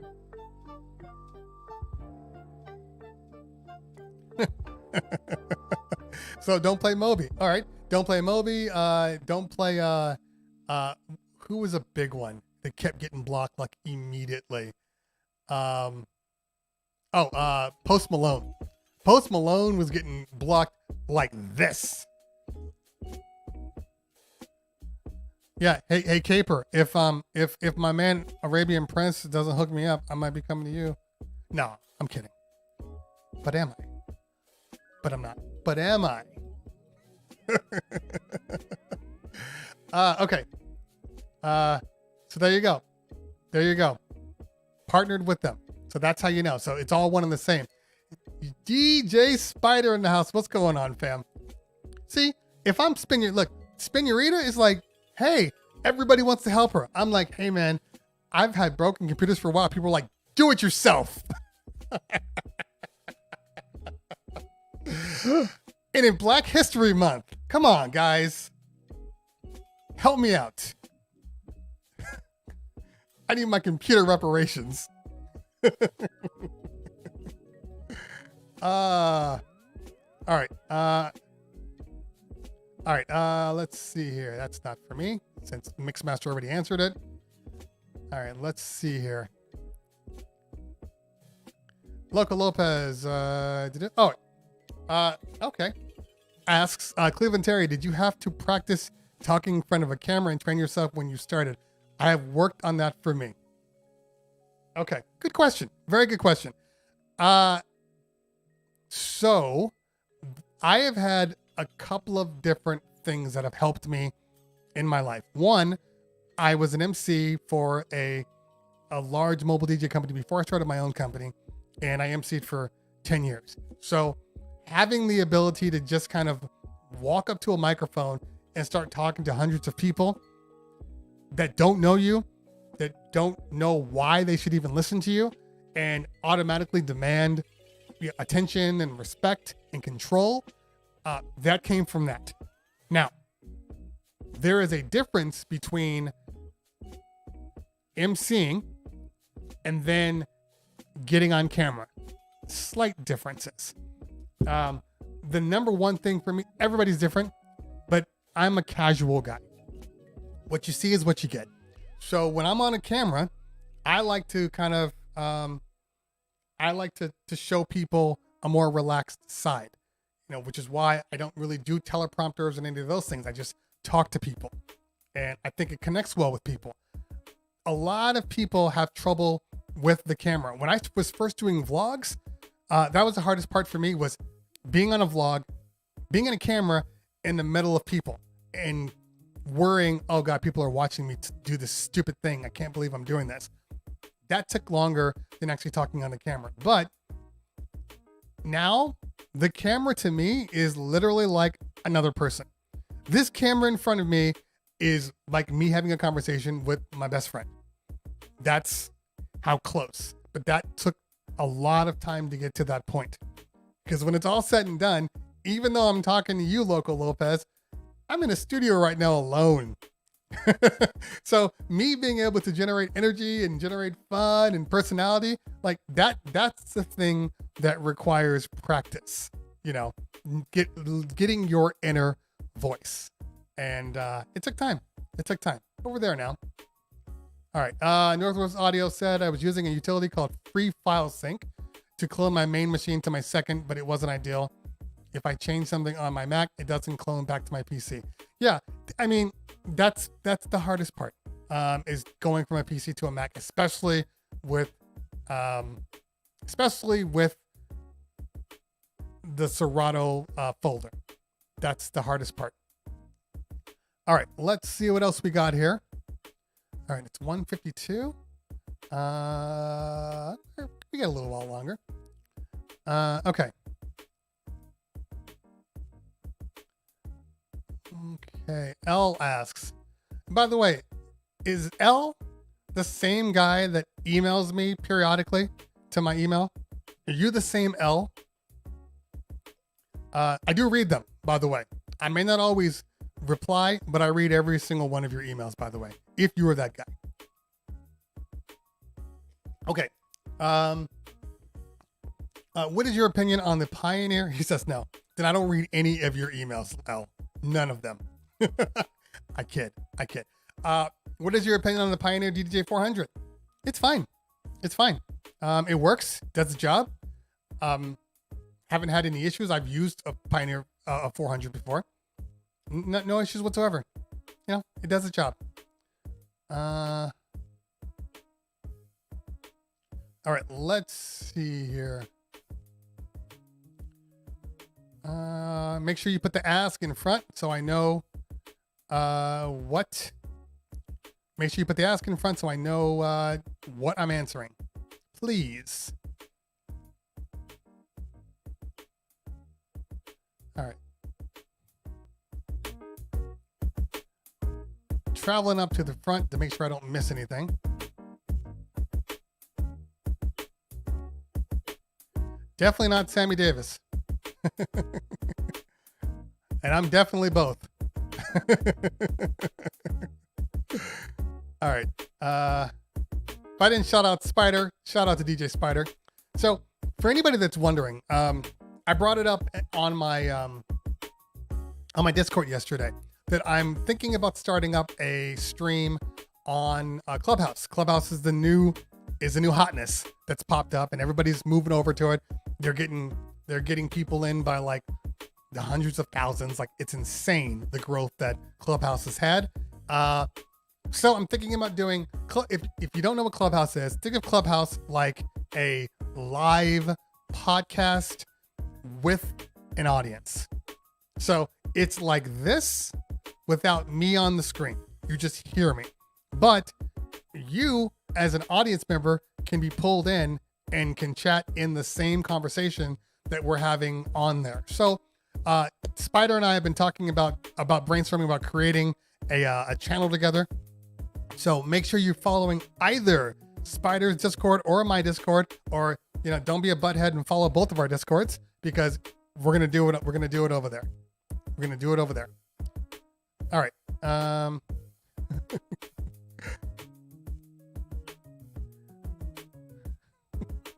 No, it's not. Okay. DJ Tondo says, can you do a Mac versus XMG video? What do you think of the two? I can't do it yet, but I will. Okay, so here is the thing. Here is the thing that I need people to understand. And it's one of those things that even Ray from XMG has told me. The XMG is a PC for DJing. Okay? For DJing. Don't expect it, and/or music production, okay? Because of the ability to get your samples down to such an extreme level. But don't expect it to do anything else that you care about. You're doing video edits, not the computer. You know, you're doing, I mean, I don't even know if it would work on this. I'm using it just for DJing. My Mac does everything. But, so it's hard to compare the two. Honestly, I think more importantly, it's not so much comparing the two like, oh, this is better than the Mac, but it's like, oh, you can have a PC if you're a Windows guy and it's going to be just as good as a Mac for DJing. I think that's the most important part of this thing. Not so much which one is better, because they're way different computers. I'm never going to just completely leave my MacBook. I'm Apple in this house. Like everything I use is Apple. Apple everything. Apple TVs, iPhones, iPads. Do you know how easy it is for me to take a video that I just shot on here and then I was gonna say AirPlay, but just send it right over to my other computer without even doing anything? Like all of those types of things are godsends, and I could never get rid of that. AirDrop, yeah. I can't get over that. That efficiency is what I need. You know, and I like the way Mac looks. I like the OS. I like the way things work. I like the way I don't have to go through 50 panels to get the things. So it's literally apples to oranges. Literally. But if we're just comparing it to say, can a PC be used to DJ with? This computer is showing us that it can do it. And I would say it's rock solid. Sorry, my phone is going off the hook right now. And I need to know why.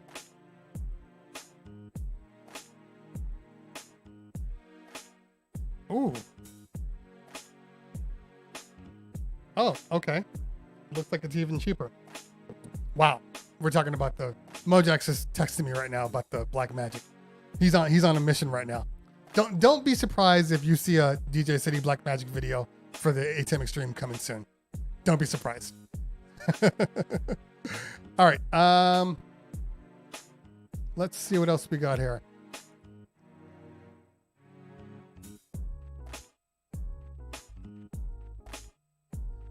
Oh, Spider. I'll have to go back and check. If my songs are playing in order, and you posted that 10 minutes ago, it was likely... Let me know if it was this song. Or this song. Which is my favorite track to use, by the way.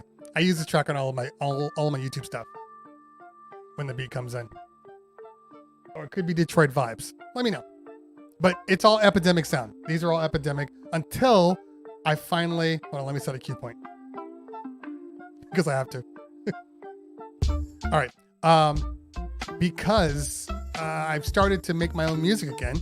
Yay, me! Finally producing again. So I'm going to slowly start transitioning to my music over to these things. Because, you know, hey, if you can do it, why am I paying somebody to do it? Especially right now when I'm not even vlogging. That's just a waste of money for me. So, okay. All right, let's see here. Ing Al Sadoun in the house. What's going on, fam? Good to see you. All the way from Kuwait. Thanks for hanging out with us today. Yelp. It's Yelp. Thank you. Speaking of Yelp, so Yelp is like the worst review site on the planet. It is the most necessary and the most hated site on the planet for anybody that has a business. For one reason only, they don't even ask you to put your business into their directory.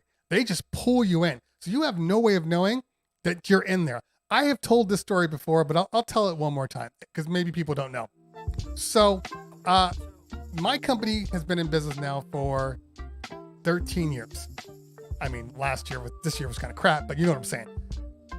About, I don't know, 3 years in, we had not been using Yelp, didn't need it. I mean, we're doing, 200, 300 events a year. We didn't really need Yelp to do that. Plus, for most people, if a Yelp client calls you, if a potential Yelp client calls you, the first thing out of their mouth every time is, what kind of deal can I get? I don't want those customers. I don't want customers bargain hunting for a DJ.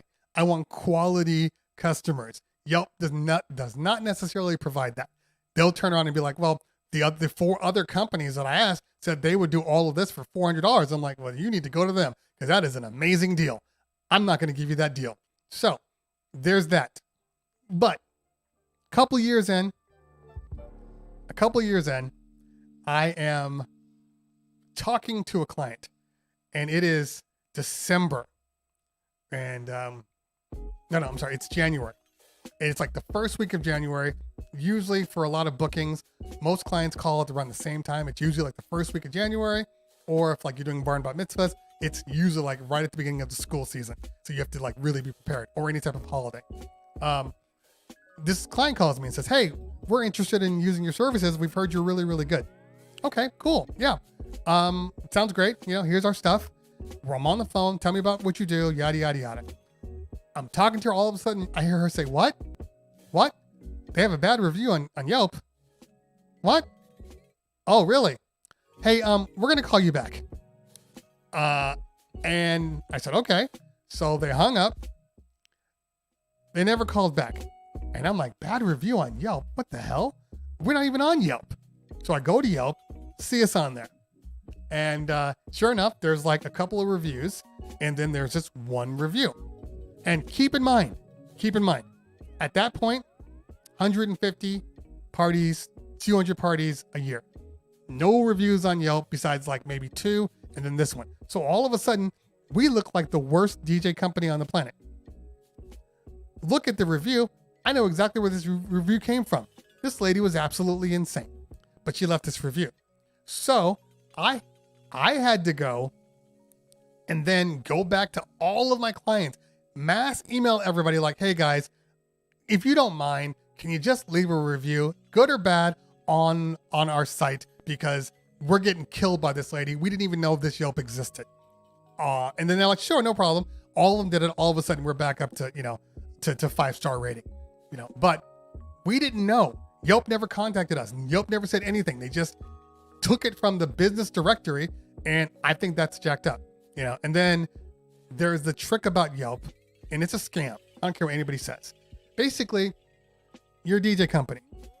You got your Yelp ad, your Yelp page. And then underneath your Yelp page, it's like your reviews. First off, none of the reviews are in chronological order. Okay? They're not in chronological order, and they are random. Completely random.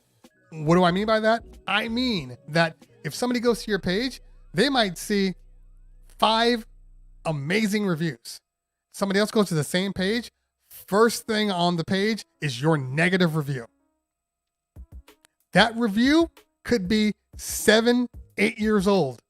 It's still on your front page. Okay? That's bullshit. It should be chronological. People should be able to see, okay, there was a bad review 8 years ago, but ever since then, they've been amazing reviews. It shouldn't be this kind of it's stupid. That's one thing. Also, it's a pay to play.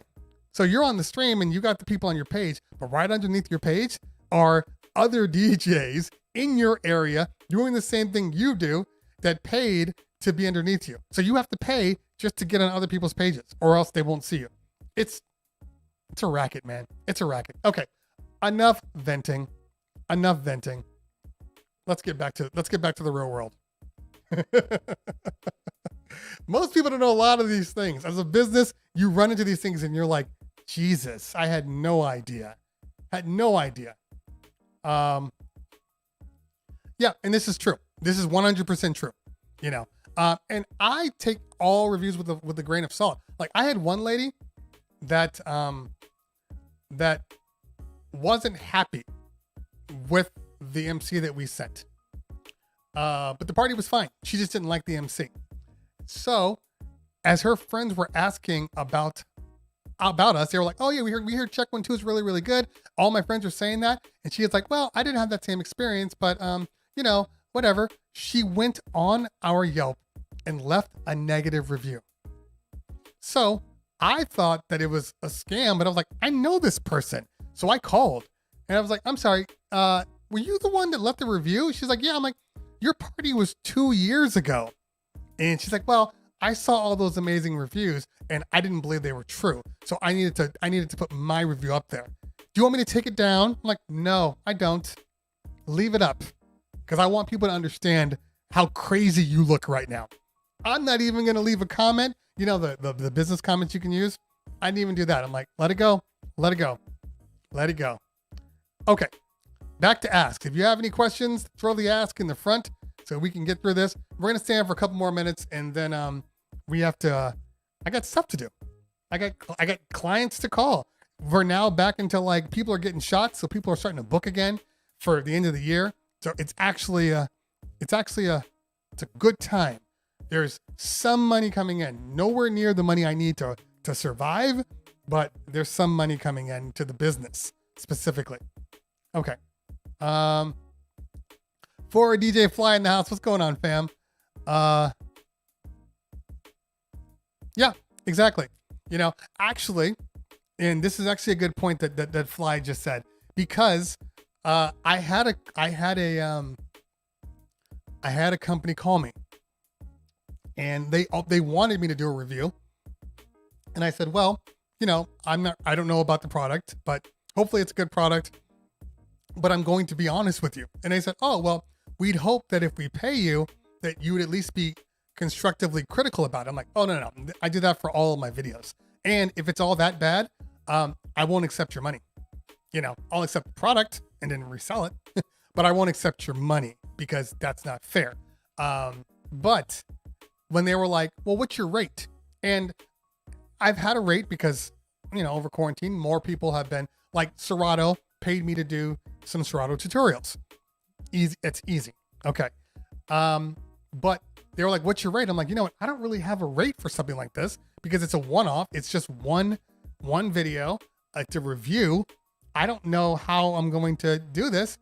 And my guy, you know, actually this is Kova because we talk all the time, Kova and I, and he was like, don't even tell them, don't tell them what your rate is. Ask them what their budget is and then work around that. So I said, hey, what's your budget? You know, and they told me the number, and the number was twice as much as the number that I would have said for myself. You get what I'm saying? You get what Fly is saying? You have to know your worth.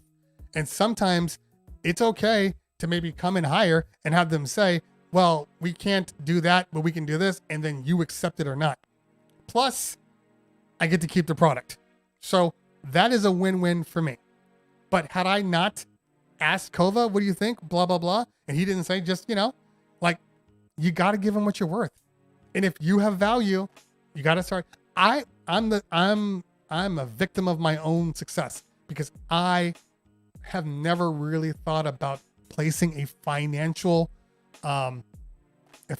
tag over me, you know, but you have to at a certain point, you know, plus it weeds out the good from the bad. If you're a real company and you really want somebody to review your product or, you know, whatever, that's a good thing. That's a good thing. Okay. All right. Diamond Lee says, all right, Spider, we'll see you soon. He's probably already gone, but we'll see you soon. Okay. Diamond Lee says, what's the next steps for you? You were doing well with YouTube, Twitch, interview, starting, scratching, and now Clubhouse. Anything else you got on your wish list? Isn't that enough? Well, the problem is we're still in quarantine. That's the big problem. But when we're out of quarantine, I would love to do more speaking engagements.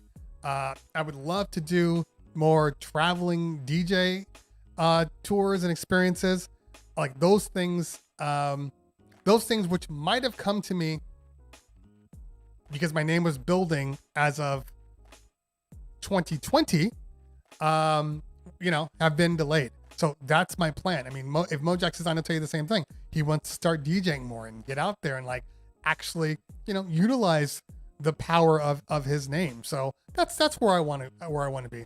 A lot more speaking engagements. If somebody said to me, hey, you want to do a talk show on the WB? That's probably the worst example because that used to be known as like the all black channel. That was probably the worst example that I could have given. But if somebody were like, come do a talk show, I would absolutely love to do a talk show. Absolutely. All right. All right. Check this out. Says, what got you into music and what did you listen to growing up? I listened to everything. Let's see. What got me into music? I love music. I think either you love music or you don't. And when you do love music, you love music at an early age. And I don't just love music. I love all music. You know, the stuff that I DJ isn't necessarily the stuff I play for myself. Like when I play for myself, I'm playing, you know, down tempo, alternative, hip hop and alternative R&B, just super, super dope producers and musicians. You know, Benny Sings and Bear Cubs and, you know, things like that. There's just so many. But I grew up on 90s hip hop. That's what I grew up on. 90s hip hop. But I also had a mom that was a singer, so we listened to everything. You know, Doobie Brothers and Hall and Oates and, you know, Elton John and everybody. You know, Joe Jackson. Like I grew up listening to everything. All right, let's see here.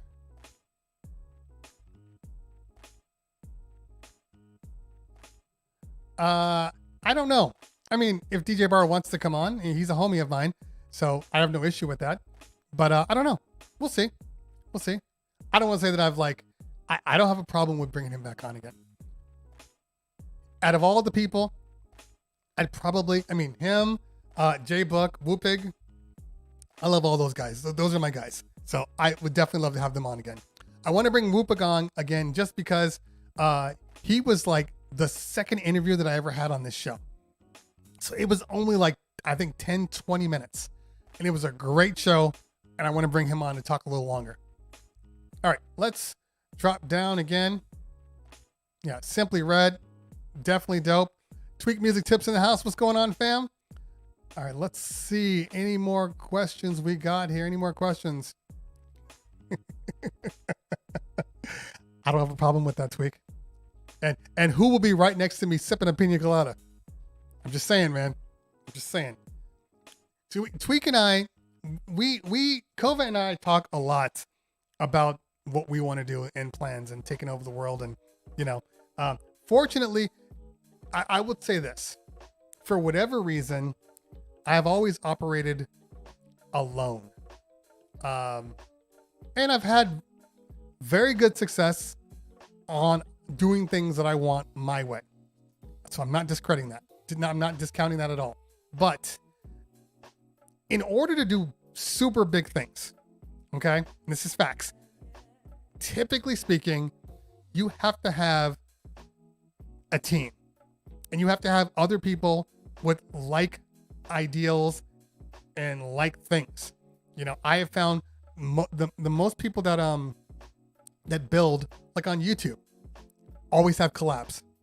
They have their team, and one person's on one person's video, one person's on the other video, and it just kind of keeps going, you know, back and forth.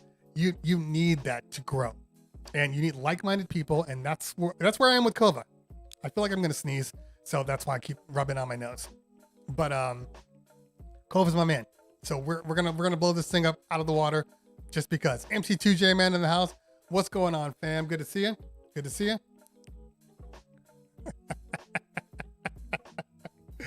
Yeah, we know. Yeah, Tweak was calling up Twitch like, hey man, get my man his purple check. You know, yeah. And so for anybody that wants to know, the partner process is the most frustrating part of Twitch. See, at least with affiliate, it's easy. You get the numbers, you hit affiliate, you're pretty much an affiliate right there. But with Twitch, there's so many other outside elements that come into play. And because I didn't utilize any type of like YouTube strength to get me on here, I just grinded like everybody else. It's hard to figure out what they're looking for. It's hard to figure out what the magic formula is. And I still don't know what the magic formula is. I'm going to be honest with you. Okay. I just know that grinding works. But when you apply for partner, you get an email saying, "Hey, you've applied. We'll let you know. We're not sure." And then you might get a kind of a template letter that says, "Oh, we're not accepting you, but keep doing what you're doing because we like what you're doing, but you're not at the numbers we want to see you at yet." But here's the thing. When you make partner, and for whatever reason, my partner emails kept going to spam. So I never saw them. I didn't even know. I'd have to search for them to find them out.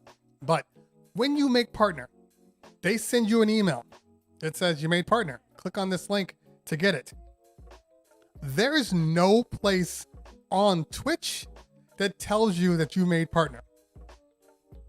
At least I didn't see it. So when I saw the email, I automatically went to Twitch thinking I had to do some things in there. Go to the Twitch app. It still said affiliate. Nothing on there that said anything about you've been approved for partner. I had no way of switching anything. The moment I clicked on the email say to partner, it switched over. So if you don't see that email, you have no idea that you made partner. And that's very frustrating to me. I think there should be a little more notifications, for you out there. It was just weird.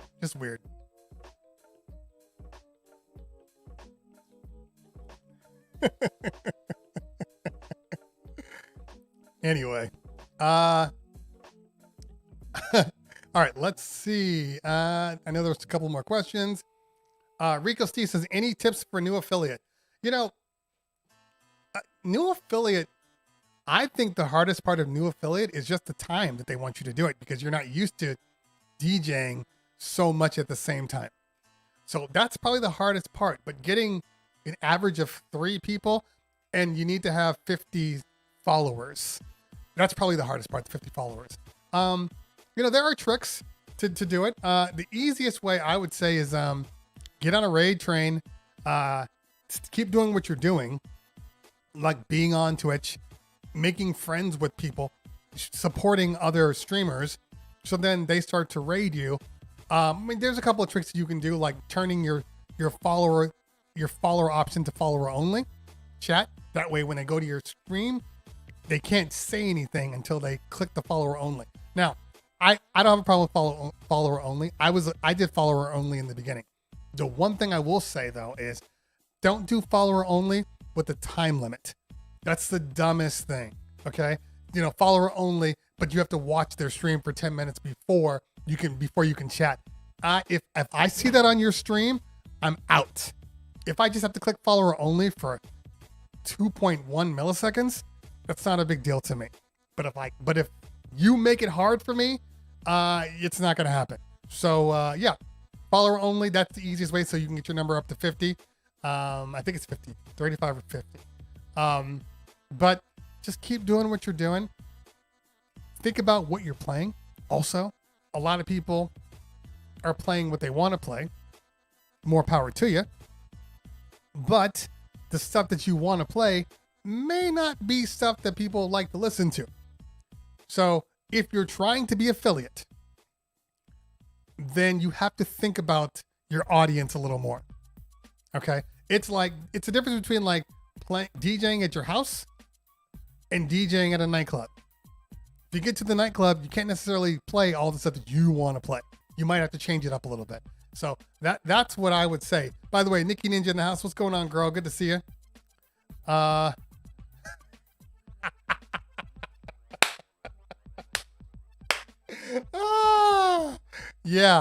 Yeah.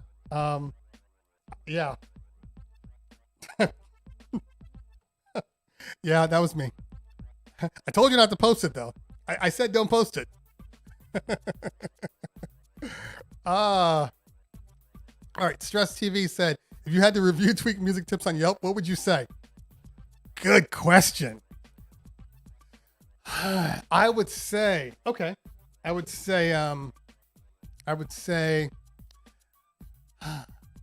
I found Tweak music tips based upon a recommendation.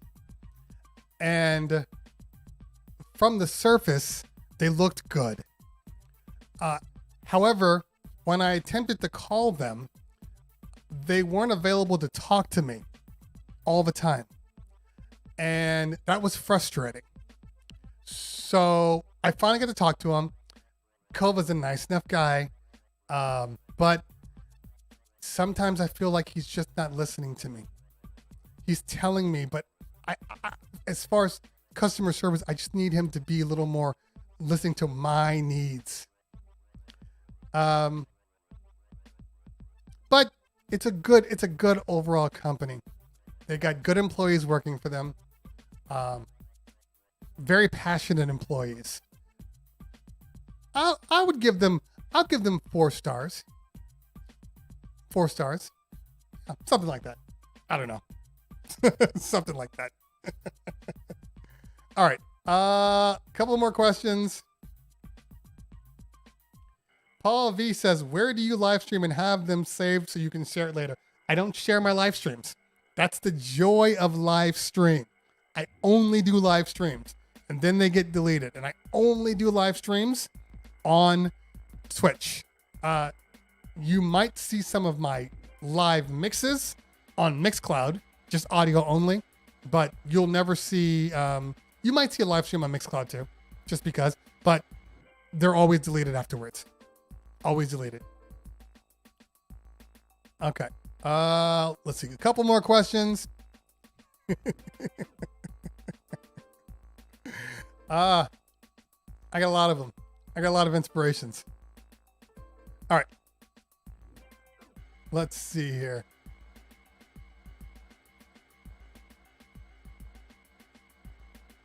Yeah, I kind of feel like your live stream is a moment in time. And if you want to be there for the experience, you're going to want to see it live. Because, and also because with live, you're going to change it up. Maybe somebody pops in your stream and you're like, oh yeah, that song was dope. I remember that. And then you might jump back into that. You know, it's always dope. Flipside asks, who you got in the track battle today? This is going to be a tough one.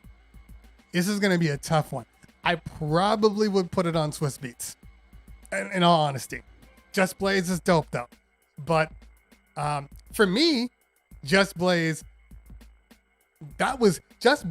made hip hop dancer beats. So I was always into Just Blaze beats. But you know, Swiss got the fire though. It is close though. It is close. By the way, Caution will be on the show on Monday. Caution is Heavy will be on the show is Monday. And his name is Heavy, not Caution, but Caution comes first. So that's why I called him Caution. Okay. Let's see who else we got here. Make sure you're following Flipside and or Caution and or both, because they are doing the they're doing the track battle where they compare 2 different artists or 2 different producers. And in this case, they're doing Just Blaze and they're doing Swiss Beats. And it's going to be dope. And it's a fun time. So make sure you're following them. And you know what? You should probably follow Caution. Every time I go on Flipside's battle, Flipside has like 2 times as many people as Caution, which is why Flipside always rates Caution after the fact.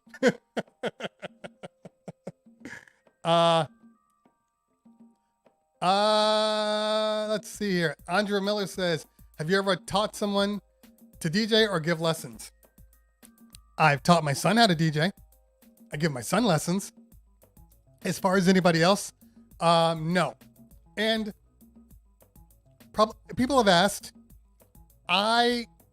maybe once I get my hands to the level that I'm comfortable with as a scratch DJ also, because I'm not worried about my mixing. That's never been an issue. But once I get that level up, I feel like I can teach somebody the entire process of being a DJ. So no, I haven't. I've thought about it, but I'm not ready for that yet. Not so much ready for that. I don't want to do it yet until I know. Harry B says, best way to get gigs as a teen DJ. Do gigs for your friends. Start with that. Start with your friends. Start with your family. Start with the backyard barbecues, and then go from there. Everybody's always trying to jump from like nothing to 300 parties a year. Start small. Just like DJing, scratching. I can't expect to do a boomerang when I don't even know how to do a baby scratch. Start small. All right. Thank you, Tweak. Appreciate that. Dexter says, what is the best turntable to get? There's a lot of them, and there is no such thing as a best turntable. Techniques are great. Rain 12s are great. Pioneer PLXs, which is what I'm using right now, are great. I've heard great things about the Audio Technicas, the LP 240s, I believe is what they're called. I've heard those are great. Ever since the Techniques schematics, went out and they licensed it to people, everybody makes great turntables now. Everybody. The Reloop Elites are great. So you're not Reloop Elites, the Reloop RP 8000s and 7000s. All right, let's see. Last couple of questions.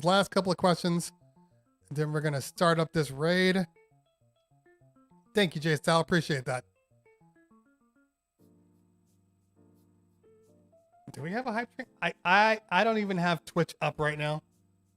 So let's take a look.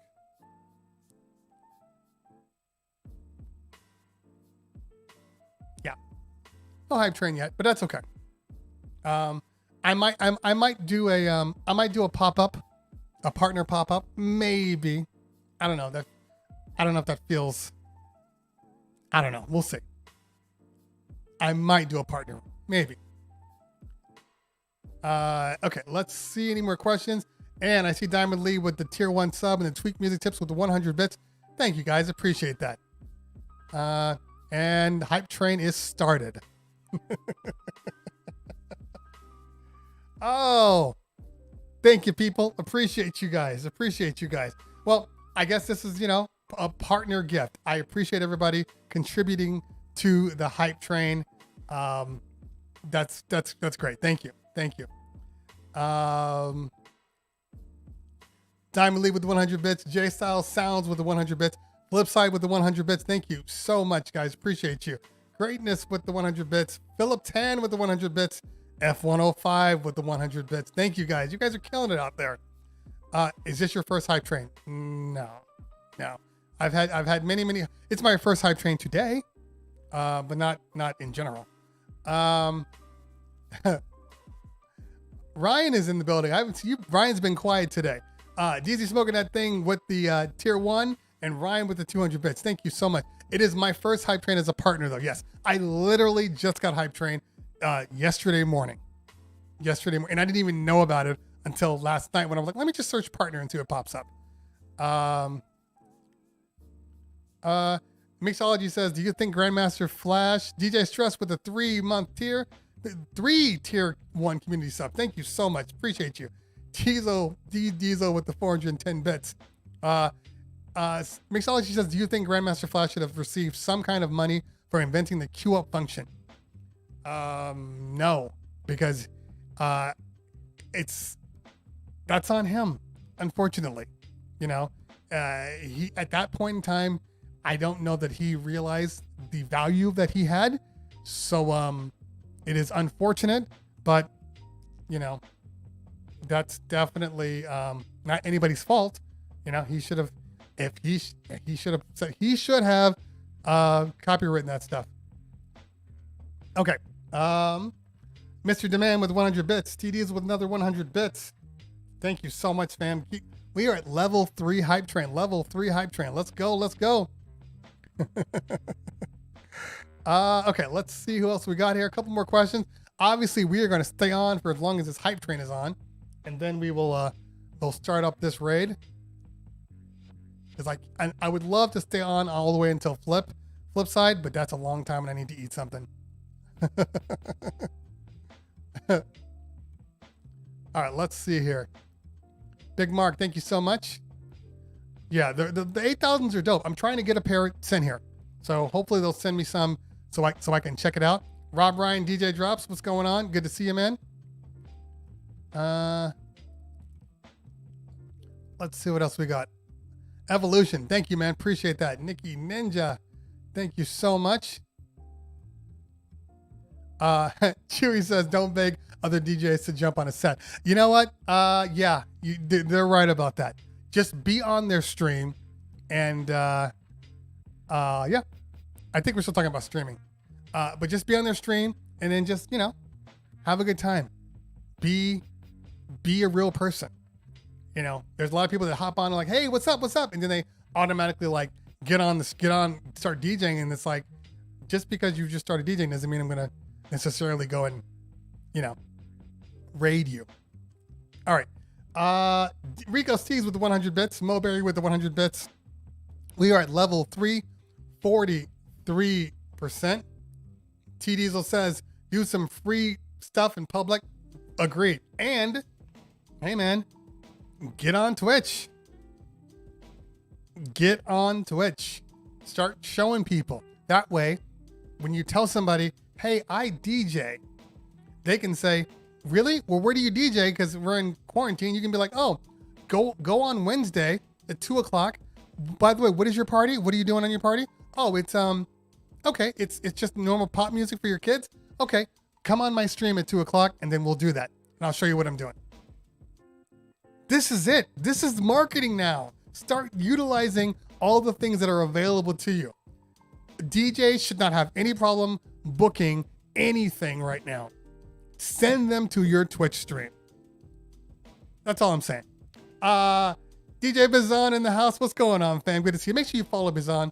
He is a producer / DJ / music editor, and he just makes dope stuff. So make sure you're following him. All right, we are at 1 minute and 20 seconds left. Level 3 hype train. Level 3. Can we get up to a level 5 today? I'm trying to pay my roof bill. By the way, I think I'm going to be on next week. No lie, they are tearing up my roof next week. Next Monday, I'm getting a new roof on my house. So that's going to be a week of hammering and loud noises.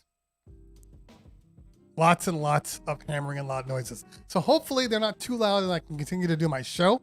But I don't know what's going to happen. Stress TV with the 300 bits. Thank you so much. You can fix what? Oh, so my son wants to say hello. Let's donate. Let's go. We got this. We got 25 seconds. Let's go. I just woke up. You can tell he just woke up. Look at him. All right, 22 seconds left, 67%. That's like 2 subs. That's like 2 subs right there. And I know that not everybody in here has a sub. I know that. If you have a sub, throw up the emotes. And now I gotta do more emotes now. 91%, 4 seconds left. Are we gonna hype train completed level 2? I saw DZ try to catch it on the end there though, and I appreciate you. Now, just because there's no hype train doesn't mean you can't always support the channel. Because you look, this is how we do things here. You want to say hello too? Come here. This is my daughter. Come here. I'm trying to get off this. All right. All right. That's Eva. And I do not look like Billy Banks. So please stop that. I take offense to that. Have you looked at him? Have you looked at his eyeballs? Come on. That's not me. That's Eva. That's Isaiah. All right. Hit the road.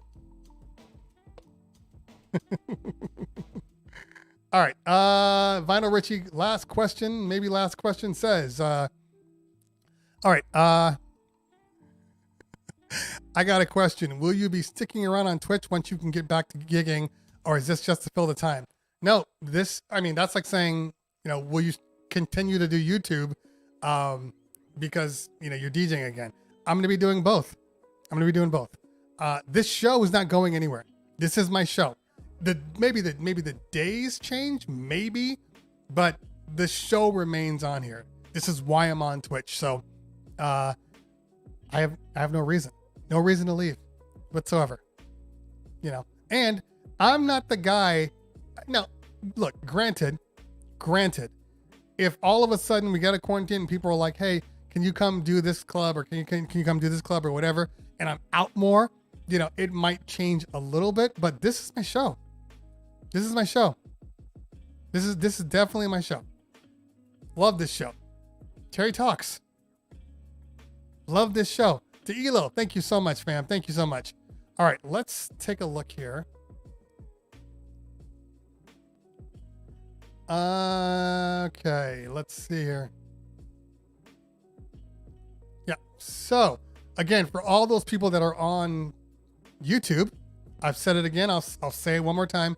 March 1st, we will no longer be streaming this live on YouTube. It will only be on Twitch. You may get clips because I'm starting to post clips on YouTube, but that is it. Everything else gone. I mean, look, people always say, yeah, Terry definitely talks. I've been on there for 2 hours talking, 2.5 hours. I could talk for more. If I wasn't hungry, I could still talk. Anyway, all right, let's see who we got on here.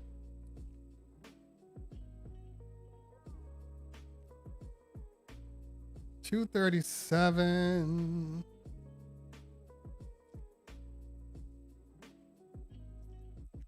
Let's see, who haven't we rated? We rated Little Fever last week, so we're not going to rate him.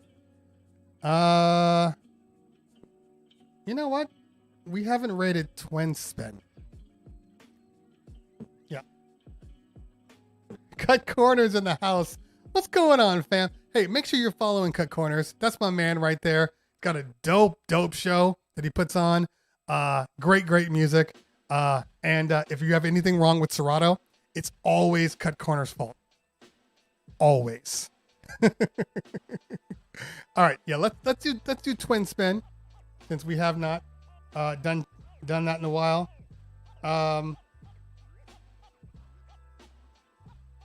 Wait, today's Wednesday.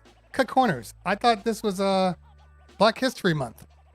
Are you guys still doing your show? Are you still doing your Black History show? Let me know.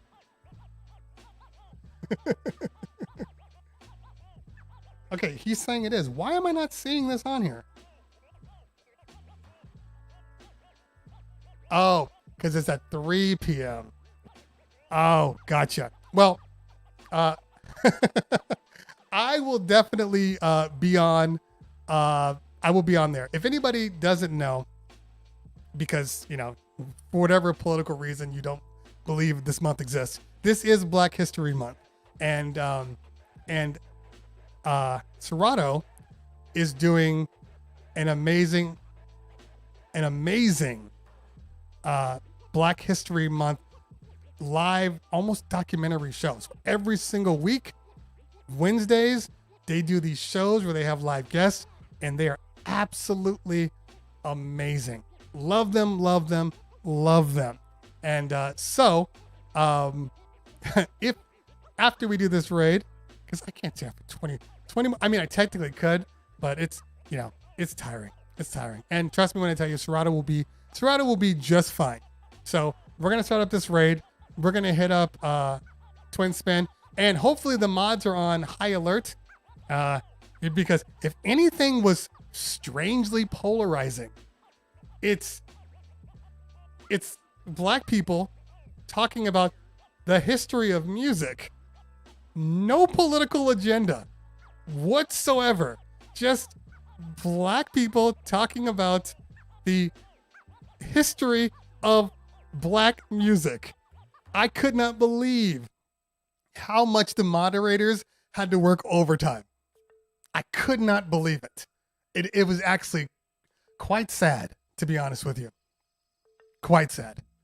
But great show. Great show. So I'm going to eat real quick before this thing starts. So let's start up this raid. Let's hit up our man, Twin Spin. Let's see here. All right, let's hit him up. And let's show some love to Twin Spin. We only have a couple of things that you need to do. When you hit up Twin Spin, make sure that you throw my emotes in the chat. You let him know where you came from. He's a dope DJ. All fun. If it's not your thing, or you've been on with me for a long time and you want to bounce after the raid and you've shown some love. Meanwhile, make sure you guys check out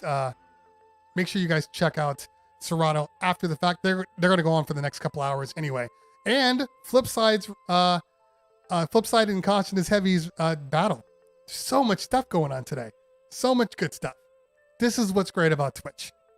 It does not get better than that. Honestly. Good times for everybody. And later on, we got DJs Not DJing with 916 Junglist. We got Fader and Fam doing movie stuff. So many opportunities. Good times. All right, y'all. You guys know what to do. We will see you on the flip side. And let's go right out to my man.